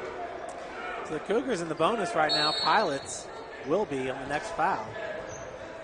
Jordan Kuhn, 7:22 on the clock. 5-point advantage for the Pilots. Zach Miller's been somewhat quiet in this game. I'd like to keep it that way, Jeff, if you don't mind. That's fine with me. Zach Miller with just 3 points. He's 1 for 3 from beyond the arc and 1 for 5 from the field. Jordan Kuhn driving all the way to the bucket, and that's something that's got to stop. You can see Scotty's frustration there. So Seth Small bringing it up. Walled off by Kuhn. Picks it out to Ethan Hussey. Hussey finds Scotty Cohn. Now Josh Hogan driving hard. Scotty driving from the elbow, off the glass, and it's good. 53-48, Bethel, 6:30 to go in the game. 5-point lead for Bethel. It's been at 5 for a while here. Cougars looking to cut the lead. Scotty with his 11th point of the game. Looking for some help from another official, but he's not getting much. Tipped out of bounds there, I think, by Josh Hogan. So Bethel's going to remain possession there. 25 on the shot clock. Jordan Kuhn with the inbounds pass. Nice steal by Brad Sneary. Now the Cougars pushing it. A beautiful feed from Hogan into Ethan Hussey. Hussey back to Hogan. Holy cow. the big foul there on number 21, Taylor Colvin. Yeah, he was all over his back, wasn't he? Yeah, that's what you want to do. I mean, if you're going to commit the foul, you might as well commit it and give it everything you got. And don't let Josh make the bucket. It puts him at the line. But good job by Brad Sear getting the turnover there, pushing that ball up to Josh, who got it to Ethan Hussey that just kind of fumbled it a little bit. But nonetheless, Hogan at the line, and he misses the first. Josh is 2 for 5 from the free throw line in this game. On the season, Josh shoots 78%, so pretty uncharacteristic of Josh from the charity stripe. And I don't know if he's got a cut on his arm, the official's looking at. It's a little timeout here, and once again, I gotta believe this is good for Coach Cross and the Cougars, because like you said, the momentum has definitely gone Bethel's way here in the past 8 minutes. Probably since the 14-minute mark or so. Bethel getting the majority of their points lately, just driving to the bucket and finishing with the lay-ins. Which is something that Coach Chad Lacrosse, I'm sure, is not too happy with. Second free throw attempt by Hogan coming up. Josh with 14 points, once again, leads all scorers. His second one's no good as well, rebounded by Gerber. So Kuhn over to number 34, Benner. Benner so far in this game, he's got 7 points. Got 19-18 on the shot clock. Kuhn now driving baseline, floater is up and in. 55-48, 7-point advantage now for the Pilots. Seth gets past him, kicks it out to Josh Hogan, the wide open three off the heel. And that rebound was knocked away by Colbus. So Bethel going to check in 32 Hopkins, and St. Francis is going to check in Kevin Bloom for Josh Hogan. Coach Cummings giving him a little bit of encouragement here. Keep shooting the ball, you're doing fine. He's got 14 right now. Scotty Cohn with 11. Ethan was 6. Need to get somebody else going here. Seth Small for 3. Off the front of the iron. Hussey with the rebound, trying to throw it off Jordan Kuhn. Little collision down there by the baseline. Jordan's pass goes over to Benner. Benner pulls up from 17 feet. No good. Rebounded by Scotty Cohn. Cohn this time gets it out to Seth. Seth over to Kevin Bloom. Wide open 3. Opts not to take it. Out to Ethan. Driving from the corner. Foul on Kuhn. Blocking foul force Ethan to step on the baseline. So a chance for Cougars to cut the lead to 5. Hussey has 6 points in the game. He's 1 for 2 from the free throw line, 2 for 7 from the field. He's also 1 for 4 from 3-point. Got to have them all, I think, right now, Jeff. Makes the first one, so 55-49 Pilots. 5:11 to go in this game. Bethel trying to remain unbeaten in Crossroads League play. They are 4-0. So Ethan hits both of his free throws, extending his point total to 8. Cougars trying to go to 4-1 in Crossroads League play, so trying to hand Bethel their first loss in Crossroads League play. Looking at the Crossroads League, you got the number 3 ranked Indiana Wesleyan at 4-0, 15-1 overall. And you got Bethel, who is ranked 31 at 4-0, 13-3 overall. Number 9 Grace is 3-1, 11-4 overall. And you got St. Francis 3-1, 11-5 overall. And then you have Taylor at 3-1 and 11-5 overall. So, well, Ryan, we top got 6 teams there, pretty top 5 teams. Pretty locked up there. Yeah, we got actually 4 other games going on in Crossroads League play right now. At Grace, it's the Lancers on top of the Maple Leafs 78-50. So Grace getting all over Goshen. Indiana Wesleyan is hosting Spring Arbor, and it's the Spring Arbor Cougars with the 47-43 lead. 5 minutes left in both of those games. Huntington's hosting Mount Vernon Naz. They've got the 9-point advantage, 67-58. So Indiana Wesleyan down right now to Spring Arbor. Spring Arbor's a team that lost, well, actually they're 0-4 in conference, so they've lost to just about everybody. That's interesting there. Is that a home game for Spring Arbor? No, for Indiana Wesleyan. Wow. No, that's interesting. So we'll be rooting for the Michigan Cougars here for the next 5 minutes. 5:11 left in this one, so pretty much 5 minutes left all the way across the conference. That's Jordan Kuhn. So Bowerman checks back in. Him and Hopkins both back in for Bethel. Both in foul trouble. Yep, turnaround jumper. No good. Scotty with another rebound. I'm sure he's approaching another double-double for Mr. Scotty Cohn. Feed goes inside of TK. He's got Hopkins and Gerber draped all over him. Wide open, Kevin Bloom. He's tentative right now. Yeah. Yep. Go, TK. Working from the block, TK over Hopkins. The rebound is by number 24.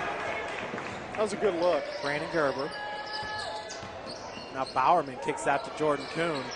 Oh, no. Got it. That's the third. 58-50. 4:20 to go in this game. Yeah, St. Francis needing to score here on almost every possession, really. Ryan, you talked about Kevin being a little tentative from beyond the arc. He's 1 for 7 from three-point land right now, so I'm sure that's one of the reasons why. Bowerman now driving all the way. Kind of an errant shot he threw up there. Now Seth, what a feed there. Looked like and one. Got it. Ryan, that looked like a Dwight Gooden fastball. Yeah, he geared up and he was throwing the guy out at the plate. There's no question. 52-58. This one you think this game's kind of getting out of hand. The Cougars cut it to 6. Ryan, that was Vladimir Guerrero throwing it from the warning track. No question. Hussey's three-point play is good. So Ethan with his 11th point of the game, he's been picking up the scoring as of late. He ties Scotty Conan just behind. Trying to cut this 5-point lead. Bethel's had a 5-point lead for most of the second half. Trying to get it cut inside of 5. And there's Bowerman on the elbow jumper and gets that to go.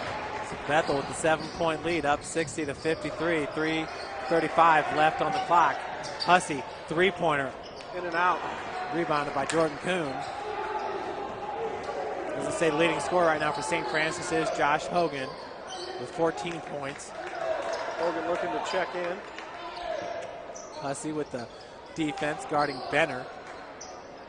Benner's been guarding the point guard most for this game, and timeout's going to be called by Coach Lightfoot in his 26th season. Yeah, this is a big possession for Bethel here. If the 2-point bucket goes down, pushing it to 9 points.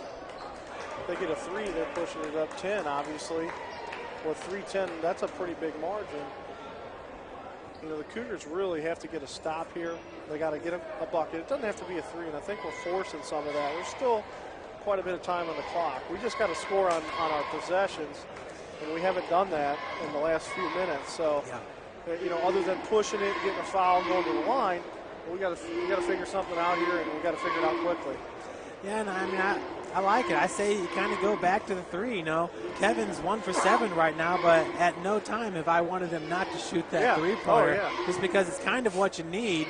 And really, the putback bucket right now for Scotty seems like it's more of high percentage than getting the feed down low. Oh, yeah, no question. I think Kevin's going to have to shoot it, you know, and you know, you just got to keep going. 1 for 7, it doesn't matter. You got to keep shooting. The only way to get hot is keep shooting the ball. So you can't hold on to it.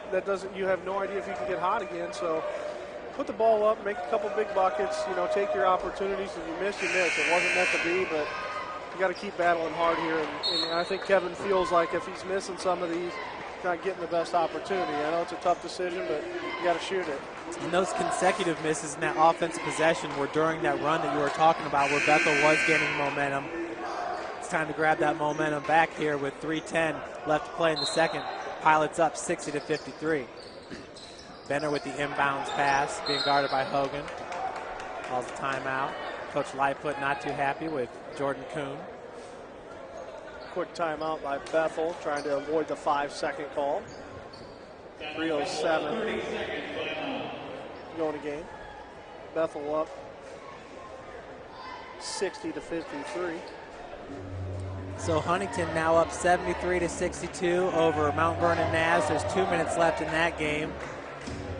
Indiana Wesleyan down 51-45, 3:06 left in that game. Grace still handling Goshen 78-53.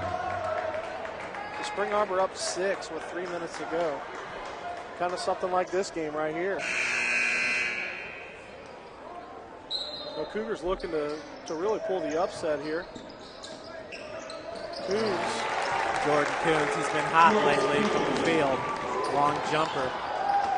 Seth Small gets the ball back. Cougars down by 9, inside 3 minutes to play now. For Coons, that's his 9th point of the game. That foul's going to be on Benner.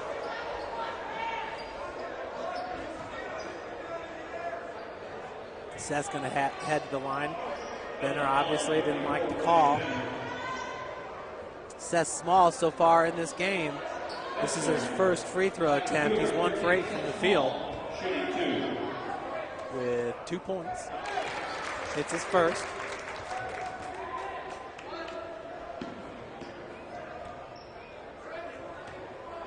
Ryan Greg Dickey right now, 1 for 2 from the field, 1 for 1 from beyond the arc. I don't think we've seen him in the past about 5 minutes. Jordan Coons has it stolen by Seth. Seth looking for the lay-in. Kicks it back out to Kevin Bloom. Bloom over to Ethan. Ethan now driving in the paint, off the glass.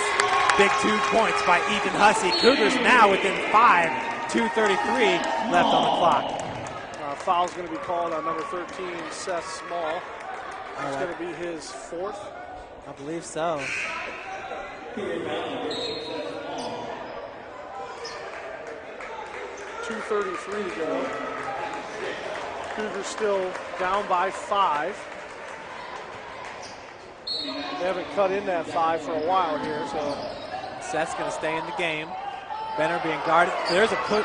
Again, Hogan guarding Benner. Bowerman back to Benner. Josh playing tight D. Over to Miller. Miller finds Schaus. just can't give up the easy bucket here. Good defense being played by the Cougars. Hopkins working against Scotty, big time block. Hopkins picks up the loose ball. Timeout call by Hussey. What a great job by Ethan getting the turnover, calling a quick TO, baby. That's exactly what I'm talking about with Ethan Hussey right there. Found his moment, picked it, and got the turnover. Here is the opportunity that St. Francis has been looking for. 2:04, plenty of time. They have an opportunity to cut it within 5. So they're down 5 right now. We can go a possession game. I mean, really, I don't think we need to force a 3 unless we get a really good open look. I think you got to get the ball into Scott or get the ball to Josh right now. One of the two. We're looking at the webcast right now. St. Francis shooting 38% from the field. Bethel's up their average a little bit to 42% from beyond the arc. St. Francis 3 of 21. Bethel 4 of 9. Kind of going the opposite way with it. I kind of expected Bethel coming into this game to shoot more three-pointers than your Cougars, but obviously with so much attention being paid to Scotty, the Pilots are just living down there in the block. Yeah, you know, I think we've taken them out of their game. There's no question defensively we've taken them out of their game. They're not getting the open looks in transition like they probably have in the past. So, you know, credit Coach Lacrosse and what they've done this week, Coach Cummings, is getting through the film, making sure that they are stopping that.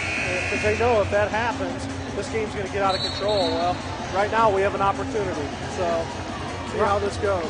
Ryan, Bethel's getting the majority of their points, and it seems like they're at their best when guys like Matt Schaus and Jordan Kuhn are driving to the bucket. That's just been where they've been able to finish, and a lot of that came when Scotty was on the bench. Yeah, no question. Just easy open looks. Ball gets into Small. Double team on Seth. Cougars looking to break the press. We're inside 2 minutes now. Seth working against Benner. Ryan Benner. 6'4", got the long arms. Got to get it in there. Scotty one-on-one with Hopkins. Gets it taken away. Good job by Scotty keeping that ball alive. And that pass was just a little bit too wide for Josh. I thought Josh was going to be able to keep it in play, but I think that first slot at it hit the baseline. A good look by Ethan, though. So Cougars need a stop right here. Matt Schaus has got 10 points in this game. Over to Miller. Ethan Hussey with the defense. Ooh, I thought, nice job by Ethan with the tight defense. And Josh Hogan there looked like he was going to head after it. And I think that's exactly what Schaus was thinking. As Schaus just kind of nonchalantly threw his hand out there. Turnover by the Pilots. Bethel keeping the pressure on. Cougars need to score in this possession. A big three by Seth Small, no good.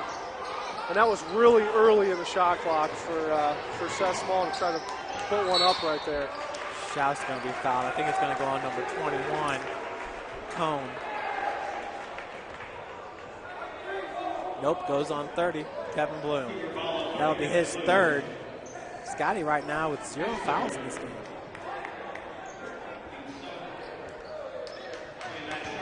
With shouts at the line. 5-point differential between the Pilots and the Cougars. Pilots with the advantage. He's 3 for 4 from the line in this game. Makes the first one, so 63-57, 109 to go. Second free throw attempt. He's up and in. So Bethel extends its lead to 7 here with 1:08 left. Seth picks it out to Josh in the corner over to Kevin from the wing, off the front. And a foul on Hopkins. No, they're going to call it on Scotty. Unreal. I didn't see it. Unreal. I would. Scott definitely doesn't.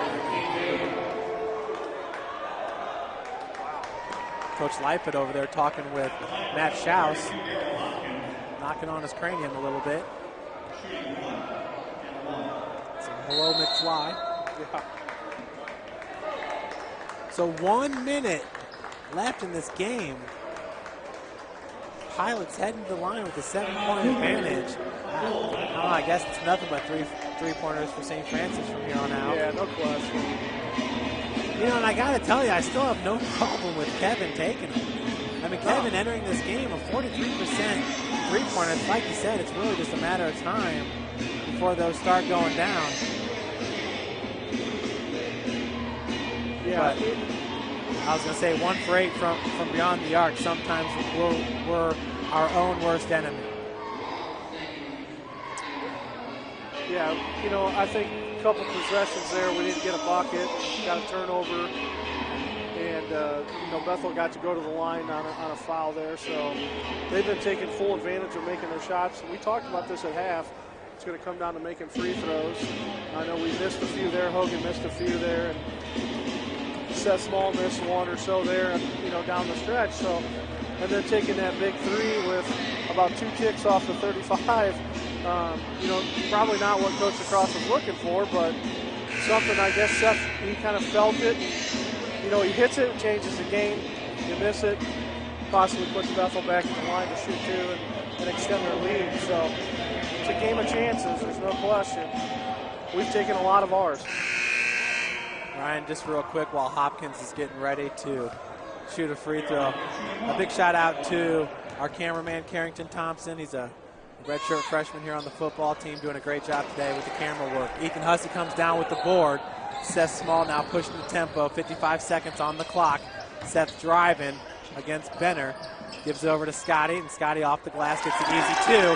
59-64, St. Francis back within 5. Cougars looking for a steal. Got to press for sure. 2-possession game right now. Ooh, Bowerman, I was hoping his pivot foot. Nice! Josh knocks that ball away, comes up with a loose ball. Seth looking to feed Scotty. That was knocked out by the Pilots. So possession's going to stay with St. Francis. Wow, what a heads-up play by Josh there, getting a hand in on it. Interesting here, 31.6 seconds. While all that was going on, I know Van was talking with you. We got you know, a 3-point away from really making this a game. Are they going to give a call on Bowerman? It's on Bowerman. That's his 5th. Nice. Certainly helps. But they're going to bring another big man in. Nislan, he does a good job. So Bowerman He's got one of those distinctive birthmarks, kind of like a Drew Brees. Yeah. Oh, yeah, right there Over behind there. the left ear. Yeah. Good player. Good player. No, definitely good player. Gave his teammates some advice. Yeah, Jordan Bowerman, 3 for 6 from the field, scored 6 points. He had 2 assists, a rebound. Scotty's at the free throw line. Scott so far in this game, 1 for 2. Make it 2 for 3. It cuts the lead to 4. 64-60, 31 seconds left. Make it or miss it, Jeff. Scotty shoots 70% from the free throw line. I just say make it. Let's get these points. Make it. Try to get a steal. Yeah. Yep.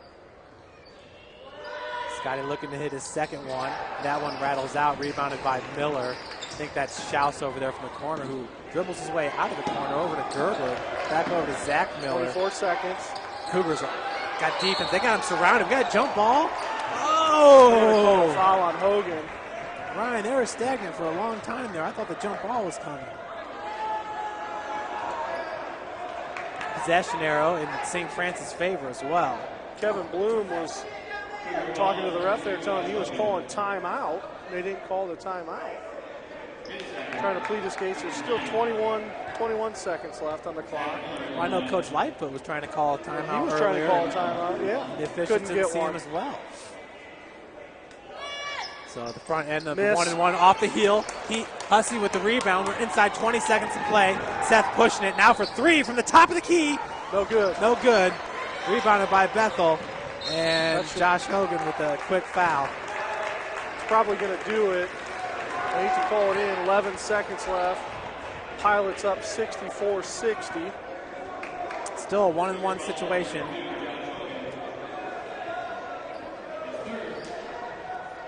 Yeah, it just comes down to making shots. We talked about that, getting those perimeter guys going, and we just have not yet got that going.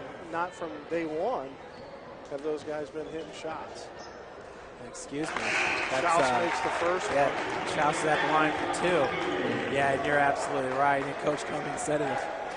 If our field goal percentage goes up a couple points, we're killing teams. This could be a nail in the coffin here. Miss. Off the heel, miss. Scotty comes up with the rebound. Dickey driving down. Give it 7 over to seconds. Josh Hogan for 3. No good. Rebound by Scott. Kicks it out. 2 seconds. Hussey for 3. No good. Put back good. Count the bucket. So that's the final. The finals, Bethel Pilots take a 65-62 road win over St. Francis here at the Hut. St. Francis to drop to 3-2 in conference play, 11-6 overall. Bethel increases its conference record to 5-0, 14-3 overall. So Ryan, a great game, very entertaining. Obviously didn't finish the way that we had hoped it would, but nonetheless, the assignment was to come out here and really limit Bethel's scoring, and St. Francis did that. But I think it's the same thing that we've been battling all year, and that's field goal percentage. Yeah, no question. I mean, there's just a lot of misses. There's been a lot of misses, more that I picked up in this game than probably some of the others that we've watched. You think about the back-to-back 3 misses by Kevin Bloom. I think Seth Small was 0 for the day behind the arc today. We'll get some official stats after that, but you just look at some of the things that just didn't go our way, and a lot of it was from behind the arc. And if we make half or just a portion of that, this game's either tied or it gets pushed in the favor of St. Francis. So kind of dumbfounded. I thought we'd win this game today. Definitely felt like we matched up well with Bethel. Credit Bethel. They did a great job offensively and defensively. Bethel's going to move to 5-0. Most likely, if we can get an update, they might be leading the pack here if Indiana Wesleyan takes the loss.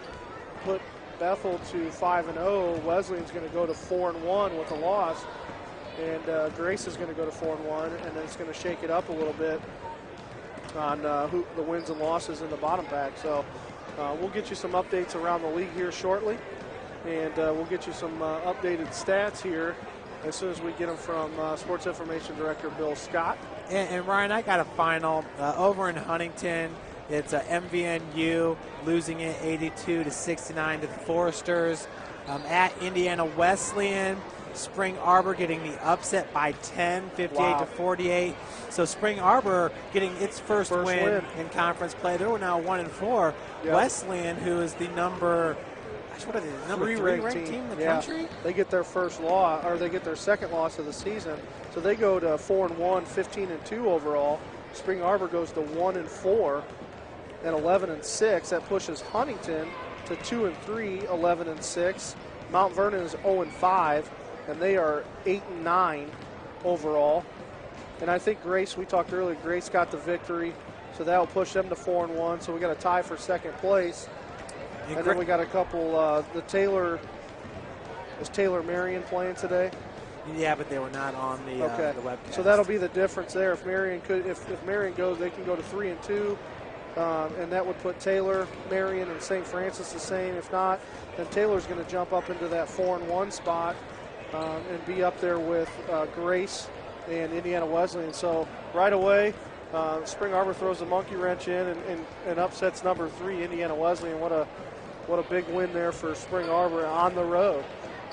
Yeah, Spring Arbor is a team that's already taken on St. Francis and already played Bethel. So, they were battle tested early on with some Crossroads League opponents that have really shined so far early in this season. St. Francis now a 2-game slide, having lost at Taylor and now at home to Bethel. But Ryan, the future is looking pretty good, the near future, as we travel to travel to Mount Vernon Naz and then travel to Marion here January 8th and January 10th. We just got some final stats here. Ryan, you want to start us off with the stats? Yeah, let's talk a little bit about the 5-0 Bethel College. They were led by total points. Looks like Daryl Hopkins had, let me take that back. Total points, I got to figure out how to read this thing sometimes. Total points, 13 by Matt Schaus. 10 by Michael Mieslan, had 9 by Jordan Kuhn, 7 by Ryan Benner, 7 by Daryl Hopkins, had 2 at 6, and that would be Jordan Bowerman and Drew Schaus. He had a couple chipping in at 2 and 3. For St. Francis, leading scorer was 16, was number 32, Josh Hogan, followed by Scott Cones, 14, Ethan Hussey's 13. Kevin Bloom had 8, Seth Small had 4.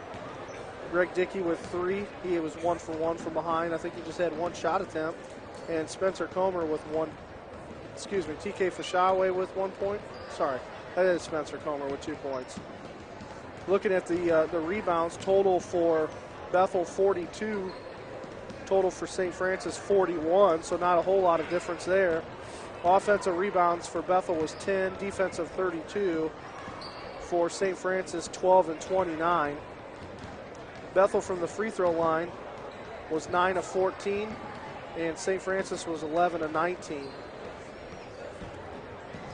So, the points off turnovers, once again, we talked about that. Points off turnovers, first half Bethel with 16. And let's see if they have the second half. They don't. Doesn't look like that. Unless that's 16 in the second half, there must be 16 in the second half as well. So they scored 32 points off of turnovers today. Yeah, Ryan, and clearly the difference here in the game is the bench scoring, where Bethel has 34 points, St. Francis 21. Bethel was able to go deep. I know entering this game, I'm thinking, all right, Benner and Miller probably going to get double-digit scoring. Well, no, neither one of them hit double-digit scoring. You got that from guys like Matt Schaus, who I don't even think we saw him until 5 minutes into the game. Kind of came in when Josh Hogan did. And then Michael Mieslan, who only put in 20 minutes.